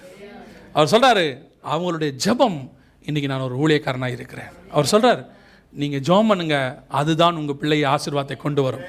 ஊழியர்களும் இருக்கட்டும், நீங்கள் நம்ப வேண்டியது ஆண்டவரை தானே ஒழிய ஊழியக்காரனையும் ஊழியத்தையும் அல்ல. எந்த ஊழியமும் ஊழியக்காரனும் உங்களை பரலோகத்துக்கெல்லாம் கூட்டிகிட்டு போக முடியாது கையை பிடிச்சி. சிலர்லாம் சொல்லுவான், ஜீவ புஸ்தகத்தில் பாதி என் கையில் தான் இருக்குது, நான் உன்னை கூட்டிகிட்டு போகிறேன், நான் வந்து பரலோகத்துக்கு ஒரு 10-15 ட்ரிப்பு போயிருக்கேன், நான் கையை பிடிச்சி கூப்பிட்டு போய் பரலோகத்தில் இருக்கிற குளத்து பக்கத்தில் விட்டுட்டு வந்துடுறேன்லாம் சொல்லுவான். ஒரு வயலையும் நம்பாதிய. வானத்துக்கு ஏறினவர் ஒருவர் மாத்திரம் இருக்கிறார். அவர் தான் உங்களை கூட்டிகிட்டு போக வல்லமை உள்ளவராக இருக்கிறார். அதனால் நீங்கள் தான் உங்கள் பிள்ளைகளுக்கு ஜெபம் பண்ணணும், வேறு யாரும் ஜெபம் பண்ண முடியாது. அல்லேலூயா. ஏன்னா இன்னைக்கு கடைசி காலத்தில் டிபெண்டபிள் ஆகிட்டீங்க, நீங்கள் ஸ்பிரிச்சுவல் டிபெண்டபிள் ஆகிட்டீங்க. பழைய ஏற்பாடு காலம் மாதிரி ஆளாளுக்கு ஒரு ஊழியக்காரனை பிடிச்சி வச்சுக்கிறிய. எனக்கு அவரை தெரியும், இவனுக்கு இவரை தெரியும், எல்லாருக்கும் அவ்வளோ அதில் ஒரு பெருமை வேறு இருக்குது. எனக்கு மோகன் சி அண்ணன் நல்லா தெரியும், அதெல்லாம் நல்லது தான், நான் தெரிஞ்சு வச்சுங்க. ஏசுநாதர் தெரியுமா உங்களுக்கு? மோகன் சி அண்ணனை தெரிஞ்சுக்கிறது நல்லது, அதெல்லாம் ஒன்றும் இல்லை. ஒரு பரிசுத்தவானை தெரிஞ்சு வச்சுக்கிறது நல்லது. அவர் உங்களுக்காக ஜெபம் பண்ணுவார், அதில் எந்த தப்பும் இல்லை. அவர் பரலோகத்துக்கு கூட்டு போக முடியாது பாருங்க. நான் சொல்றது புரியுதா? அவர் பரலோகத்தில் போகும்போது வாமா கையை பிடிச்சி கூட்டா போகிறாரு. நமக்கு ரொம்ப வேண்டப்பட்டவர்ன்ட்டு பாதில் வாசலில் இருக்கிற தூதனை சொல்லவா போகிற, தம்பி அவனை உள்ள அனுப்புப்பான்னு. அவர் போகிற வழியை அவர் பார்ப்பாரு, நான் போகிற வழியை நான் பார்ப்பேன். நீங்கள் போகிற வழியை தான் நீங்கள் பார்க்கணும். அதில் சிலருக்குலாம் பெருமை, நம்ம வீட்டுக்கு எப்போ வந்தாலும் மோகன் சி அண்ணன் வருவார், நம்ம வீட்டுக்கு அவர் வருவார். யார் வந்தால் என்ன, ஏசுநாதர் அவன் வீட்டுக்குள்ளே இருக்கிறாரா? நீ டிவி போட்டோன்னா அவர் போயிட்டாரே. நீ டிவியை போட்டு சினிமா பார்க்க ஆரம்பிச்சோம், சீரியல் பார்க்க ஆரம்பிச்சோன்னா ஏசுநாதர் போயிட்டாரே. அப்புறம் நீங்கள் பிள்ளைய போய் சொல்கிறீங்க டிவி பார்க்காத, நீ நிறுத்து, அப்போ உன் பையன் நிறுத்திடுவான். அதான் உண்மை. அல்லேலூயா. கோச்சிக்காதியா, உங்களெல்லாம் மஸ்கட்டுக்கு வெளியா கவனிங்க. நான் எப்பவும் சொல்லுவேன், நான் ஒருவேளை அது உங்களை குத்துச்சுன்னா அது நீங்கள் தான். சரியா? கவனிச்சுக்கொள்ளுங்க. பிள்ளைகளுக்காக டெய்லி ஜெபம் பண்ணுங்க, ரொம்ப ரொம்ப முக்கியம். பிள்ளைகள் போயிட்டாங்க, ஸ்கூலுக்கு போயிட்டாங்க, நிம்மதியாக இருக்காதீங்க. அவங்க போயிருக்கிறாங்க, அந்த உலகம் என் பிள்ளையை தொடக்கூடாது ஆண்டவரேன் நீங்கள் தான் ஜெபம் பண்ணணும். வீட்டில் இருக்கிற தாயோ தகப்பனோ யார் வீட்டில் இருக்கிறீங்களோ கண்டிப்பாக என்ன செய்யுங்க, ஜெபம் பண்ணுங்க. அடுத்து பெரியோருக்கு போடப்படுகிறது. கவனிங்க, யாருக்கு போடுறாங்க? துபாயில் இப்போ நியூ சிஸ்டம் கொண்டாந்துருக்கிறாங்க. உங்கள் ஃபோனுக்கு பதிலாக கையில் சிப்பு போட போகிறாங்க. Forget mobile phones, get ready to be chipped. துபாயில் வந்துருச்சு. எட்டிஸ்லாட் அப்படிங்கிற கம்பெனிக்காரங்க கொண்டாந்துருக்கிறாங்க. உங்கள் கையிலே இப்போ என்ன பண்ணிடுறாங்க, சிப்பை இம்ப்ளான்ட் பண்ணிடுறாங்க. இம்ப்ளான்ட் பண்ணி ஃபோனை நீங்கள் கையிலேருந்து என்ன செய்யலாம், பேசிக்கொள்ளலாம். நியூ டெக்னாலஜி துபாயில் வந்திருக்கு. சிப் இம்ப்ளான்ட் பண்ணுறது தொடங்கிருச்சு. உங்கள் பக்கத்து நாட்டில் தான் இருக்குது துபாய், இங்கேயே ஆரம்பிச்சிட்டாங்க. கல்ஃப்லேயும் வந்துருச்சு. இது ரொம்ப காலம்லாம் செல்லாது. ஆண்டவர் சொன்னது கடைசி காலத்தினுடைய கடைசி முடிவுகள் நம்ம வந்துட்டோம். இந்த எட்டிஸ்லாட் கம்பெனிக்காரங்க இப்போ ஆரம்பிச்சிருக்கிறாங்க. இதுக்கு முன்னாடியே பல கம்பெனிக்காரங்க ஆரம்பிச்சிட்டாங்க. பெரியோருக்கு போட தொடங்கியாச்சு. இங்கே பாருங்கள், இவர் ரஃபேல் மசிடோ, இவர் மெக்சிகோவில் போட தொடங்கிட்டாங்க. FDA, food and drugs administration அப்படின்னா என்ன அப்படின்னு கேட்டால், உணவு மற்றும் மருத்துவக் கழகம் தமிழில் சொல்லுவாங்க. நீங்கள் யூஸ் பண்ணுற சாப்பாடு, மெடிசன்ஸ், இது எல்லாத்துக்கும் WHO, வேர்ல்டு ஹெல்த் ஆர்கனைசேஷன், அதோடைய ஒரு நிறுவனம் இது FDA. இவங்க மூலமாக தான் உலகம் முழுக்க இருக்கிற எல்லா பிள்ளைகளுக்கும், ஹாஸ்பிட்டலில் பிறக்கிற எல்லா பிள்ளைகளுக்கும் சிப்பு போட சொல்லி உத்தரவு போடப்பட்டிருக்கிறது. இது அமெரிக்காவுடைய இராணுவ தளவாடம் பென்டகன், அதில் உள்ள இராணுவ வீரர்களுக்கெல்லாம் சிப்பு போட சொல்லி ஏற்கனவே 4-5 வருஷத்துக்கு முன்னாடியே சைன் ஆயிடுச்சு. போட தொடங்கிட்டாங்க. வெளியே சொல்கிறல, ஆனால் போட தொடங்கியாச்சு. அவங்க போட தொடங்கிட்டாங்கன்றது எனக்கு 4 வருஷத்துக்கு முன்னாடியே தெரியும். போட தொடங்கியாச்சு. இப்போ ரொம்ப முக்கியமான ஒரு விஷயத்தை பார்க்க போகிறோம். கவனிங்க, நேற்று நான் அதை சொல்லிட்டு தான் முடித்தேன். இன்னைக்கு கவனிங்க, இது ஸ்வீடனில் ஸ்டாக்ஹோம் அப்படிங்கிற பகுதியில் அரசாங்கமே உத்தரவு போட்டிருக்கு. அந்த ஸ்டாக்ஹோம் பகுதியில் இருக்கிற அத்தனை பேருக்கும் சிப்பு வைக்கணும். இங்கே பார்த்தீங்களா, கை பாருங்க, சாவி கிடையாது, தானாகவே கையை வச்சோன்னே டோர் ஓப்பன் ஆகும். அங்கே பாருங்க, அவ்வளோதான். ஸ்டாக்ஹோமில் இதுதான் அந்த சிப்பு. ஸ்டாக்ஹோமில் எல்லாருக்கும் சிப்பு போட சொல்லி 2000 எம்ப்ளாயிஸ்க்கு போட்டிருக்கிறாங்க. அவ்வளோதான், 30 செகண்ட்ஸில் வச்சுருவாங்க. இது ஸ்டாக்ஹோம். இந்த ஸ்டாக்ஹோம்ங்கிறது ஸ்வீடனுடைய ஒரு பகுதி. அந்த பகுதியில் அஃபீஷியலாகவே ஜனங்களுக்கு போட சொல்லி அரசாங்கமே சொல்லிருச்சு. அங்கே வந்து கேஷ் கிடையாது, நீங்கள் யூஸ் பண்ணுற பணம் காசு இது எதுவுமே கிடையாது. எங்கே போனாலும் என்னது, கைதான். கடைக்கு போனால், பஜாருக்கு போனால், மார்க்கெட் போனால் எல்லாம். இங்கே பாருங்க, ட்ரெயினில் போகிறவங்க டிக்கெட் எப்படி எடுக்கிறாங்க பாருங்க. இங்கே பாருங்க, இவர் ட்ரெயினில் போகிறாரு, டிக்கெட் எப்படி எடுக்கிறாங்க பாருங்க. ஜஸ்ட் கையை காட்டின உடனே அவங்களே அதை ஸ்கேன் பண்ணிடுவாங்க. ஸ்கேன் பண்ணி உங்கள் அக்கௌண்ட்லேருந்து பணம் டைரெக்டாக போயிடும். உங்கள் அக்கௌண்ட்லேருந்து பணம் டைரெக்டாக போயிடும். அது எப்படி ஸ்கேன் பண்ணுறது பாருங்கள், சிப்பை ஸ்கேன் பண்ணிருச்சு. அவ்வளோதான், உங்கள் நம்பர் வந்துருச்சு. இதுதான் ஸ்வீடனில். இந்த நம்ம வாழ்ந்துட்டுருக்கிற இந்த பூமியில், கவனிங்க, வாழ்ந்துட்டுருக்கிற இந்த பூமியில் கடைசி காலத்தினுடைய கவர்மெண்ட்டுக்கான முதல் செங்கல் வச்சாச்சு. அஃபீஷியலாக உத்தரவு போட்டாச்சு. ஸ்வீடனில் ஸ்டாக்ஹோம் பகுதியில் ஜனங்கள் பணம் யூஸ் பண்ணுறது இல்லை. அந்த ஸ்டாக்ஹோமில் மட்டும். அதை விட்டு வெளியே வந்தால் தான் அவங்க என்ன யூஸ் பண்ணுறாங்க? பணம். ஸ்டாக்ஹோமுக்குள்ளே பணம் யூஸ் பண்ணவே முடியாது. அங்கே இருக்கிற ஏரியாவில் எந்த கடைக்கு போனாலும் எங்கே போனாலும் என்ன செய்கிறாங்க? எல்லாமே பயோமெட்ரிக் பணம் தான். கர்த்தர் சொன்ன கடைசி கவர்மெண்ட்டினுடைய கடைசி எக்கானமி மெத்தட் வந்துருச்சு. ஒரு காலத்தில் பண்டம் மாற்றிக்கிட்டு இருந்தோம், பொருள் கொடுத்து பொருள் வாங்கினோம், அப்புறம் செப்பு காசு, அந்த காசு இந்த காசுன்னு இருந்து நம்ம காலத்தில் ரூபா நோட்டு போய் கார்டு சிஸ்டம் போய் கடைசி எக்கனாமிக் சிஸ்டம் தான் கர்த்தர் எழுதுறார் வெளிப்படுத்தல் 13:16 பயோமெட்ரிக் சிஸ்டம் வந்துருச்சு. இந்த ஃபைனல் சிஸ்டத்துக்கு வேர்ல்டு வந்துருச்சு. இப்போ அந்த பகுதி முழுக்க ஜனங்கள் பணத்தை உபயோகப்படுத்துகிறது இல்லை, கையைத்தான் யூஸ் பண்ணுறாங்க. எதுக்கு சொல்கிறேன்? நாம் வாழ்ந்துட்டு இருக்கிற இந்த பூமியில் கடைசி கவர்மெண்ட் அந்திகிறிஸ்துவின் ஆட்சிக்கான கடைசி எக்கானமி ஒரு பக்கத்தில் தொடங்கியாச்சு, சைன் பண்ணியாச்சு. இது ஸ்டாக்ஹோம், அதாவது ஸ்வீடனில் ஆரம்பித்து, ஸ்வீடனில் ஸ்காண்டினேவியன் கண்ட்ரிஸ் 4 இருக்குது. ஸ்வீடன், ஃபின்லாந்து, நார்வே, அப்புறம் டென்மார்க். இந்த 4ஐயும் முடித்த உடனே அப்படியே யூரோப்புக்குள்ளே வரும். யூரோப்புக்குள்ளே ஆல்ரெடி என்னவா இருக்குது? ரெடியாக 2020 போட சொல்லி உத்தரவு போட்டிருக்கிறாங்க. அங்கே முடியும் போது ஐரோப்பாவிலிருந்து ஆசியாவுக்குள்ளே வரும். எல்லா நாடும் ரெடியாக இருக்கிறது. ஒவ்வொரு நாட்டிலையும் போட சொல்லிட்டாங்க. அஃபீஷியலாக ஸ்வீடனில் போட சொல்லிட்டான். இது வரைக்கும் அன்அஃபீஷியல். எல்லா இடத்துலையும் தனியார் நிறுவனங்கள் தான் என்ன செஞ்சுட்டு இருந்துச்சு? இம்ப்ளான் பண்ணிக்கிட்டு இருந்துச்சு. இதுதான் ஃபஸ்ட்டு ஒரு கவர்மெண்ட்டை இம்ப்ளான் பண்ணுவதற்கான உத்தரவு போடப்பட்டது. இப்போ நீங்கள் கேட்கலாம், அப்போ இந்த ஜனங்கள்லாம் போட்டுட்டாங்களே, இந்த ஜனங்களுக்கு நல்லா தெரியும். ஏன்னா இது கிறிஸ்தவ நாடு, பைபிள் படி போடக்கூடாதுன்னு அவங்களுக்கு தெரியும். தெரிந்தும் போடுறாங்க. அதே நாட்டிலேயே இதை போடக்கூடாதுன்னு பிரீச் பண்ற ஊழியக்காரங்கள் உண்டு, சபைகள் உண்டு, காஷன் கொடுக்கிறவங்க இருக்கிறாங்க. ஆனா டெக்னாலஜி, வசதி, இது நமக்கு ரொம்ப யூஸ்ஃபுல் அப்படின்னு சொல்லி பைபிள்ல சொல்லி இருந்தாலும் அதை மீறி செய்கிறவர்கள் இவங்க எல்லாரும். கர்த்தர் சொன்னபடி இப்போ கடைசி சாம்ராஜ்யம் ஆரம்பிக்கிற காலகட்டம் தொடங்கிருச்சு. இந்த சாம்ராஜ்யத்தினுடைய ராஜாவாக அவன் வந்து உட்கார போறான். பிரசிடென்டாவோ பிரைம் மினிஸ்டராவோ வந்து உட்கார போறான். அவன் உட்காருவதற்கு முன்பதாக உங்களையும் என்னையும் மீட்க வருவேன் என்று இயேசு வாக்குத்தத்தம் பண்ணார். அப்படின்னா யோசித்து பாருங்க, இன்னும் நமக்கு எவ்வளவு காலகட்டம் இருக்குன்னு சொல்லி. நல்ல தெளிவா தெரிய ஆரம்பிச்சிருச்சு. நமக்கு கடைசி காலத்து ஜனங்கள் நாமளாக இருக்கிறோம். ஒவ்வொரு காலகட்டத்தில் ஒரு சாம்ராஜ்யம் வரும்போது ஒரு ஜனங்க இருப்பாங்க. எகிப்து வரும்போது மோசே இருந்தார், அடுத்து அசிரியா வரும்போது எசேக்கியா இருந்தார், அடுத்து பாபிலோன் வரும்போது தானியேல் இருந்தார், மேதிய பெர்சியா சாம்ராஜ்யம் வரும்போது நெகேமியா, எஸ்ராலா இருந்தாங்க, அடுத்து கிரேக்க சாம்ராஜ்யம் வரும்போது மக்கபேயர் இருந்தாங்க, ரோம சாம்ராஜ்யம் வந்து அப்போஸ்தலர் இருந்தாங்க, அந்திக சாம்ராஜ்யம் வரும்போது நாம் இருக்கிறோம். ஒவ்வொரு காலகட்டத்திலும் வேதத்தில் சொன்னபடி இப்போ நாம் இருக்கிறோம். இனி கண்டிப்பாக காலம் என்ன செய்யாது? செல்லவே செல்லாது. நம்ம கண்ணுக்கு முன்னாடி தெரிய ஆரம்பிச்சிருச்சு. சரி, இந்தியாவில் இது எப்படி இருக்குது அதை மாத்திரம் பார்த்துட்டு நம்ம என்ன செய்ய போகிறோம்? முடிக்க போகிறோம். 2வது கேள்விக்கான பதிலை முடிக்க போகிறோம். இந்தியாவில் என்ன நிலைமையில் இருக்குது அப்படின்னு கேட்டிங்கன்னா, இது இந்தியா பத்திரிகையில் வந்ததான செய்தி. இது பாருங்கள், இது யூஎஸில், இது பாருங்கள், யூஎஸில் இது CNN வந்தது. ஹூ இஸ் வாட்சிங் யூ. இந்த இடத்துல சிப் இருக்குது, அவ்வளோதான். ஸ்கேன் பண்ணோன்னு போதும். இப்போ யூஎஸில் கார்டு சிஸ்டம் ஃபுல்லாக முடிஞ்சிருச்சு. ஐடென்டி கார்டே கிடையாது. இந்த இடத்துல தான் அந்த சிப் இருக்குது. இதுதான் அந்த சிப்பு. யூஎஸ் முழுக்க மாறிக்கிட்டே வருது எல்லா இடத்துலையும். இன்னும் அஃபிஷியலாக மாறல. இது அஃபிஷியலாக மாற்றுறதுக்கு தான் ஒபாமா வந்து என்ன பண்ணார்? இதுக்கான வேலையை பார்த்தார். இது அஃபிஷியலாக மாற்றுறதுக்கு தான் ஒபாமா வேலையை பார்த்தார். அவர் வந்து என்ன செஞ்சார்னா, ஒரு இன்சூரன்ஸ் மெத்தட்னு ஒன்று கொண்டு வந்தார். அவர் ஆட்சி முடிஞ்சிருச்சு. முடியும் போது கடைசி நாள் பதவி இவர் ஏற்கிறார். ஜனவரி 20 ட்ரம்ப் ஏற்கும் போது ட்ரம்ப் கிட்ட போய் ஒபாமா வச்ச ஒரே ஒரு கோரிக்கை என்னன்னா, அந்த இன்சூரன்ஸ் மட்டும் என்ன செய்யுங்க, கண்டினியூ பண்ணுங்க, அதை மட்டும் ஸ்டாப் பண்ணிடாதீங்கன்னாரு. ஏன்னா அதான் சிப்பு போடுற சிஸ்டம். அத்தனை பேருக்கு சிப்பு போடுறது. அந்த சிப்பு போட்டவங்களுக்கு மட்டும் இன்சூரன்ஸ், வேற யாருக்கும் இன்சூரன்ஸ் கிடையாதுன்னு கொண்டு வந்தார் ஒபாமா. ஆனால் கர்த்தருடைய கிருபை காலம் தாழ்த்தினது போல ட்ரம்ப் வந்தோன்னே அதை ஸ்டாப் பண்ணிட்டாரு. ஸ்டம்ப் வந்த உடனே அதை நிறுத்திட்டாரு. பார்க்கலான்னு சொன்னார், நிறுத்திட்டாரு. இப்போ அந்த சிஸ்டம் வரல. ட்ரம்ப் போனால் திருப்பி அது வரும், கண்டிப்பாக வரும். இன்னும் அமெரிக்காவில் அஃபிஷியலாக என்ன செய்யலை, வரல. இப்போ அஃபிஷியலாக அமெரிக்காலையும் வரப்போகுது. சரி, இந்தியாவுடைய நிலைமை என்ன அப்படின்னு கேட்டிங்கன்னா, இது இந்தியா பத்திரிகையில் வந்ததான செய்தி. கவனிங்க, இது இந்தியா பத்திரிகையில் வந்ததான செய்தி. இது புதிய தலைமுறை அப்படிங்கிற பத்திரிகை. புதிய தலைமுறை சேனல்லாம் கேள்விப்பட்டிருக்கீங்களா? அது பத்திரிகையில் வந்த செய்தி. அரசு கொடுக்கிறது ஆதார் அட்டை, ஆதாரம். ஆனால் அதை கொண்டு உங்களை என்ன செய்யலாம்?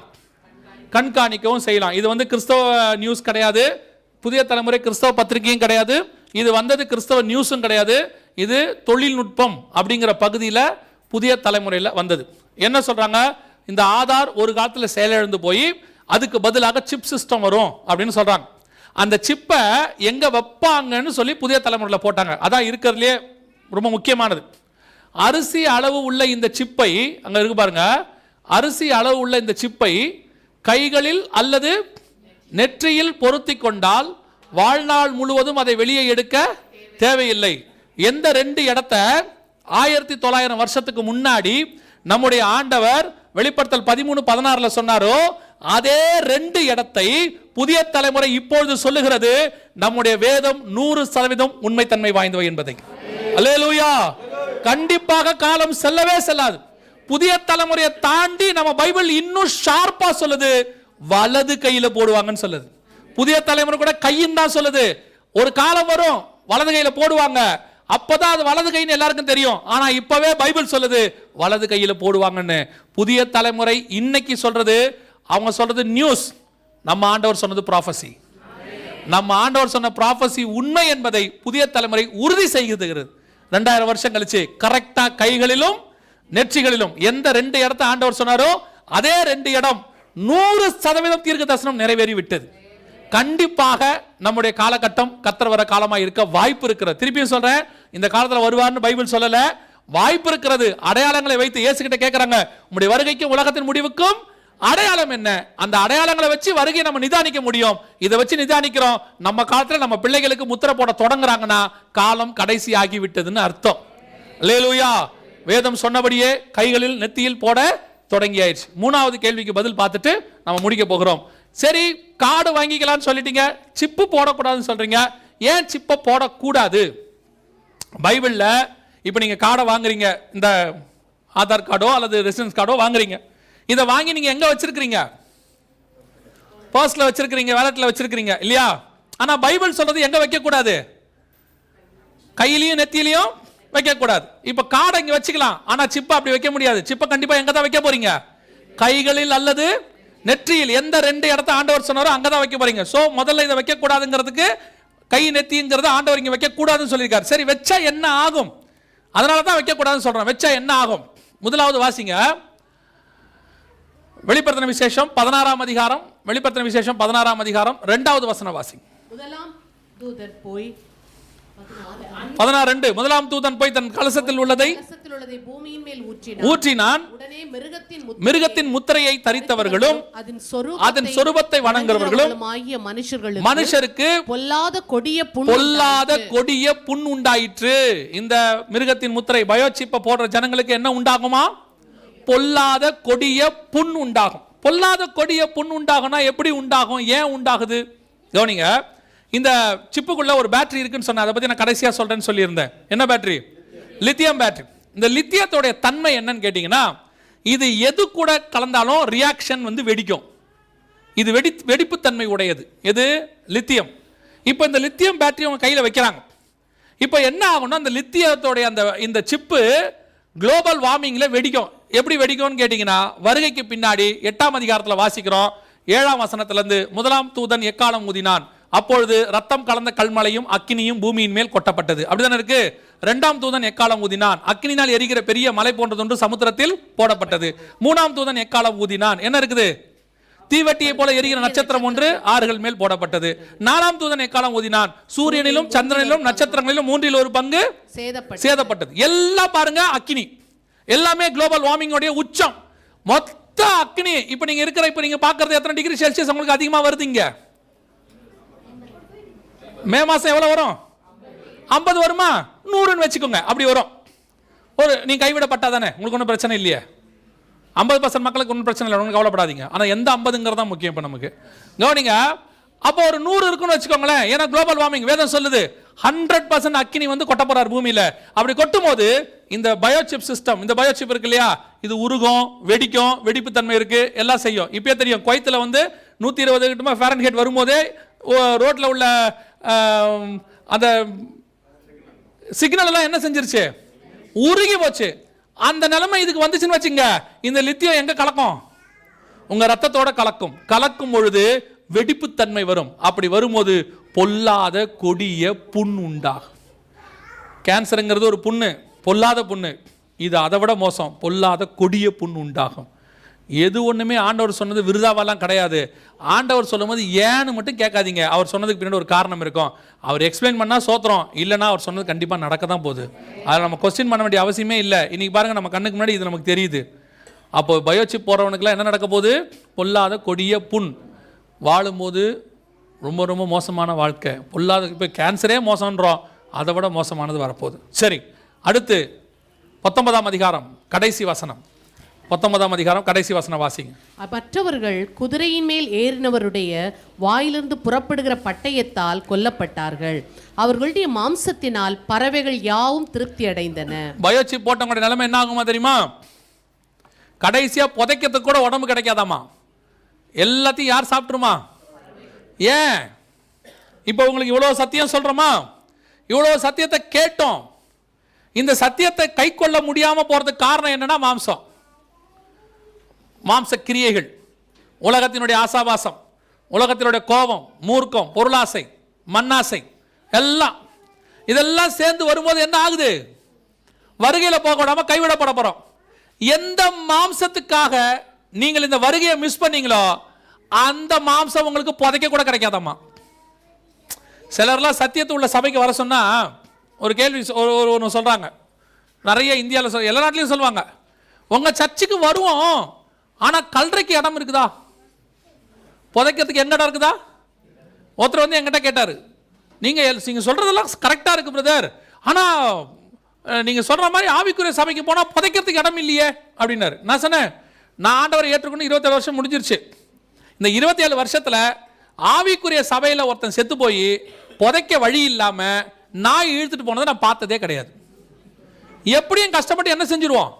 அவர்கிட்ட நான் சொன்னேன், எப்படியும் கஷ்டப்பட்டு நாங்கள் புதைச்சிருவோம், உங்களுக்கு ரொம்ப சந்தேகம் வந்தா நீங்க சாவுங்க, நான் உங்களை புதைக்கிறேன்னு சொன்னேன். வாழ்றதுக்கு கூப்பிட்டா சாவறதுக்கு இடம் தேடுறான் பாருங்க. இந்த சாவறதுக்கு இடம் கேட்கிற ஆளெல்லாம் இப்படித்தான் மாட்ட போறான். எந்த உடம்ப புதைக்கிறதுக்கு நீ கல்றைக்கு இடம் கேட்டு ஆவிக்குரிய சத்தியத்துக்கு வராம உன்னை செவிகளை அடைத்துக் கொண்டாயோ, கடைசியில உன் உடம்ப புதைக்க கூட உனக்கு வழி இல்லாம போக போற காலம் ஒன்று வருகிறது. இது 2வது. 3வது சிப்பு போட்டா என்ன ஆகும்? வாசிங்க 14ஆம் அதிகாரம் வெளிப்படுத்தின விசேஷம் 10-11 வாசிங்க. 11 வாசிங்க.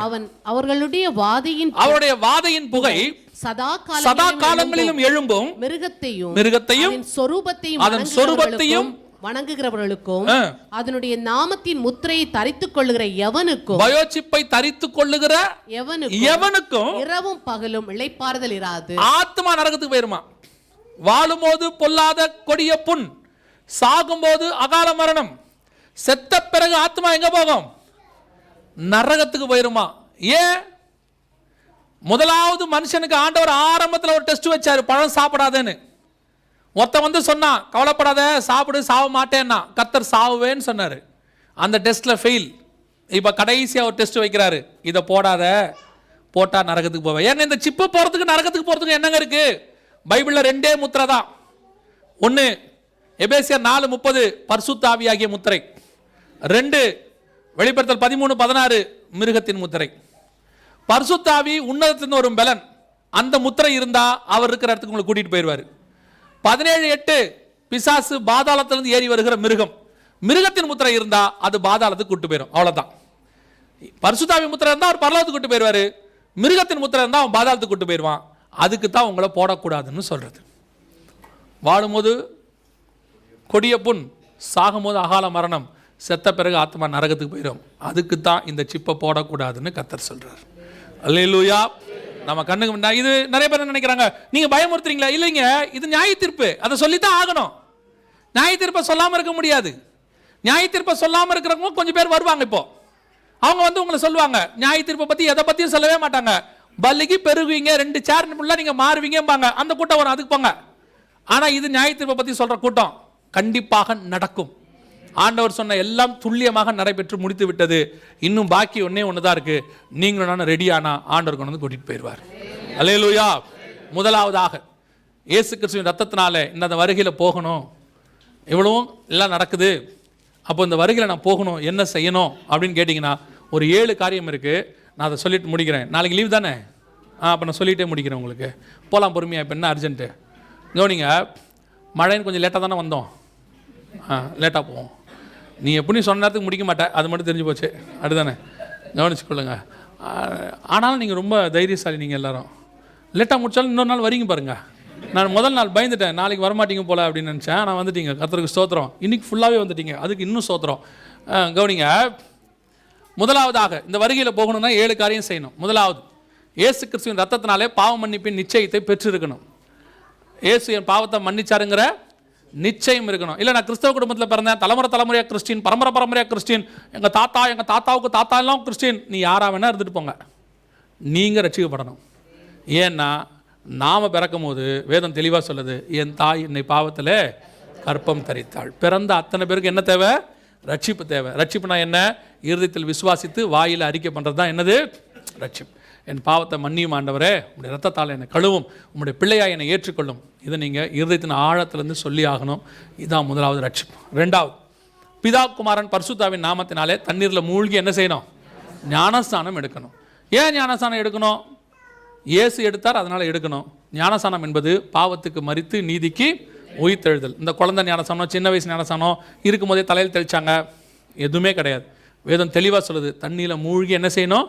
எடுக்கணும். அந்த ஞானஸ்தானம் எடுக்காமல் நீங்கள் வருகையில் போகவே முடியாது. ஞானஸ்தானம் எடுக்காதவங்க ஞானஸ்தானத்துக்கு என்ன செய்யுங்க? ஒப்பு கொடுங்க. அந்த உபதேசத்தை கற்றுக்கொள்ளுங்க. கற்றுக்கொண்டு என்ன எடுங்க? ஞானஸ்தானம் எடுங்க. நீங்கள் ஞானஸ்தானத்தை சடங்காச்சாரம் ஆக்கிடக்கூடாது. ஐயோ நாளைக்கு வருகை வந்துடும், இன்றைக்கி நம்ம முக்கிய எடுத்துரும். நீங்கள் ஒப்பு கொடுத்தாலே கர்த்தர் அதை அங்கீகரிப்பார்.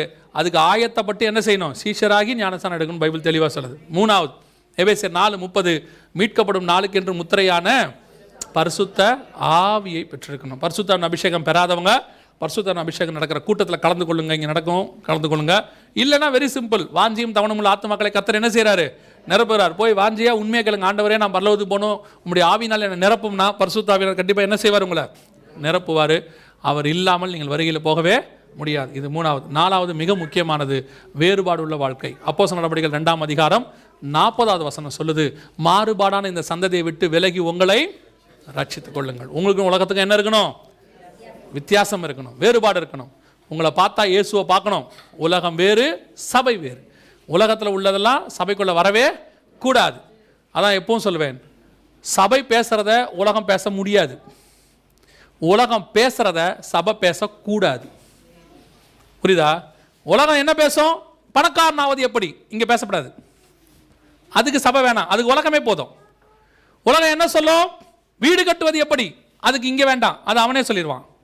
ஆனால் சபை என்ன பேசணும் தெரியுமா? பரிசுத்தமாவது எப்படி, நித்திய ஜீவனை சுதந்திரிப்பது எப்படி, சிலுவையை சுமப்பது எப்படி. இதை உலகத்தால் பேசவே முடியாது. அதுக்கு தான் கர்த்தர் சர்ச்சை வச்சிருக்கிறாரு. நீங்க என்ன எதிர்பார்க்குறீங்க விசுவாசிகள்? உலகம் பேசுறதே தான் இங்கேயும் பேசணும்னு நினைக்கிறீங்க. அதாவது நீங்க இப்போ எப்படி ஆயிட்டீங்கன்னா, அந்த உலகத்தினுடைய பாவத்தை இங்கே கொண்டாந்து அதுக்கு ஒரு பரிசுத்த முலாம் பூசலான்னு பார்க்குறீங்க. ஆரோன் பொண்ணு கண்ணுக்குட்டி செஞ்சுட்டு அதுக்கு என்ன பேர் வச்சாரு? கர்த்தருக்கு பண்டிகை. அந்த பண்டிகை பேர் என்னது? செஞ்சது கண்ணுக்குட்டி, ஆனால் அதுக்கு என்ன பேரு? கர்த்தருக்கு பண்டிகை. இப்போ நீங்கள் அதைத்தான் செய்றீங்க எல்லாரும்.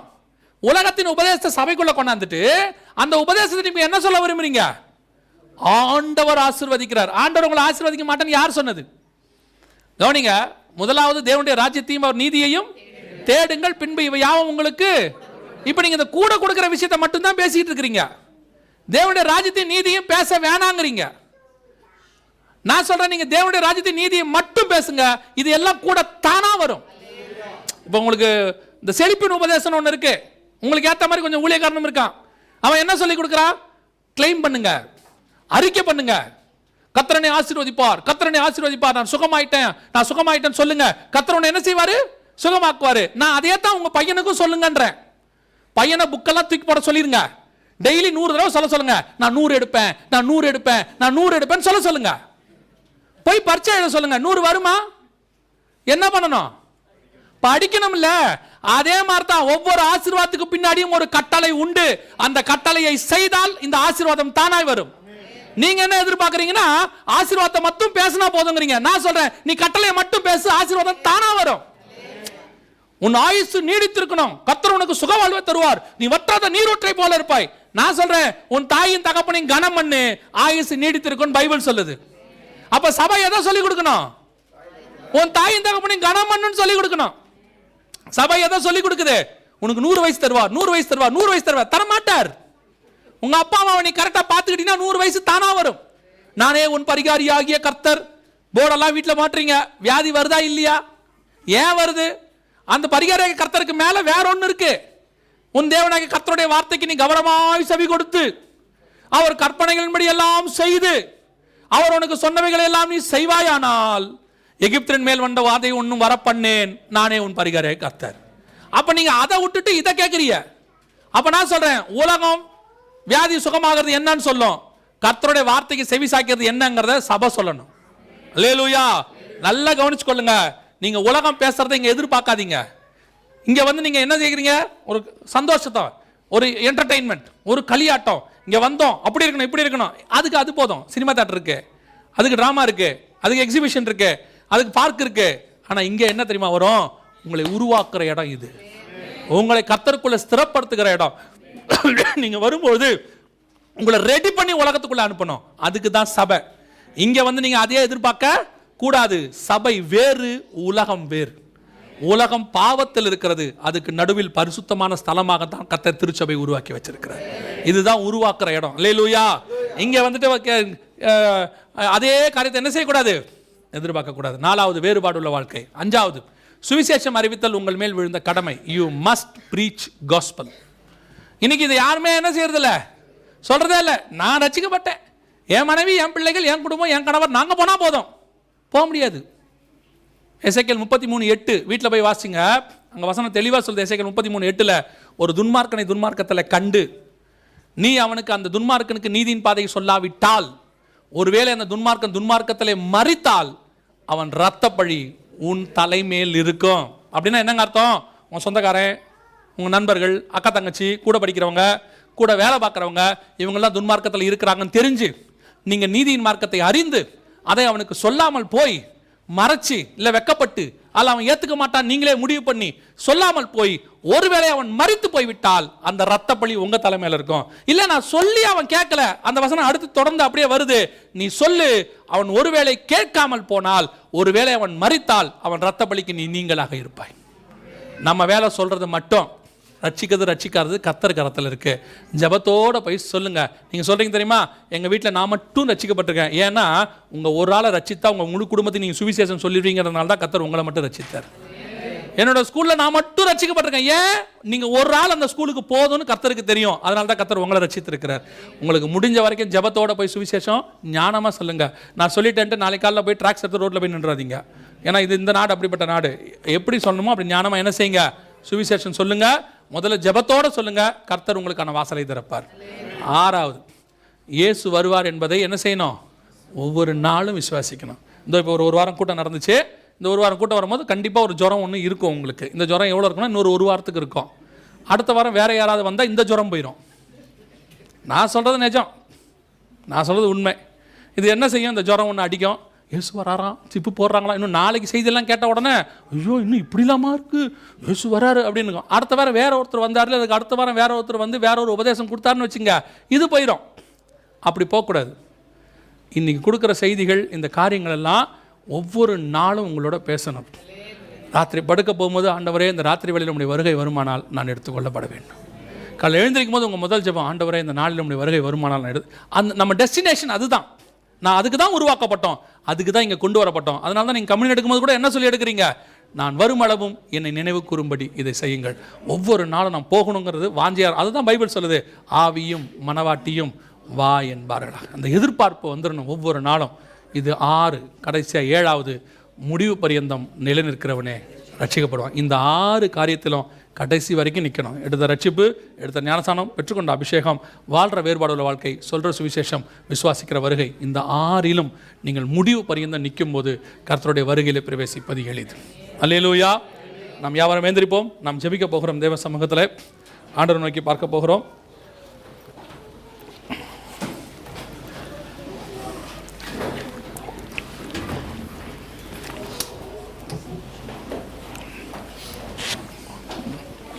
எல்லா கண்களையும் மூடுவோம். 2-3 நிமிஷம் நான் ஜோம் பண்ணி இங்கே கொடுக்குறேன். அவங்க கடைசி ப்ரேயர் பண்ணி முடிப்பாங்க. நம்ம எல்லா கண்களையும் மூடுவோம். ஸ்தோத்திரம் பண்ண வேண்டாம், துதிக்க வேண்டாம், இப்போ நீங்கள் எதுவுமே செய்ய வேண்டாம். எல்லாம் ஒருமனப்படுவோம். எல்லா கண்களையும் மூடுவோம். ஆண்டவர் நோக்கி பார்க்க போகணும். வேதம் சொல்லுது, நம்மை நாமே நிதானித்து அறிந்தோமானால் நாம் நியாயம் தீர்க்கப்படும்.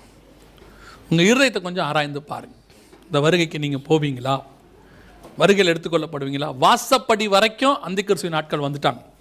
வேதத்தின்படி வாசலில் 2 பேர் இருக்கிறாங்க. ஒன்று வாசப்படியில் நின்று ஆண்டவர் கதவை தட்டிக்கிட்டு இருக்கிறார். இன்னொன்று உன் வீட்டு வாசப்படியிலே உன் பாவம் படுத்திருக்கும். 2 இருக்கு. இயேசு போன பிறகு உன் வீட்டு வாசப்படியில் இருக்கிற பாவம் உங்கள் வீட்டுக்குள்ளே வரும். வருகைக்கு பின்னாடி அந்திகிறிஸ்துவின் ஆட்கள் உங்கள் வீட்டுக்கு முன்னாடி வருவாங்க. இப்போ அவங்களும் வாசப்படிக்கிட்ட வந்துட்டாங்க.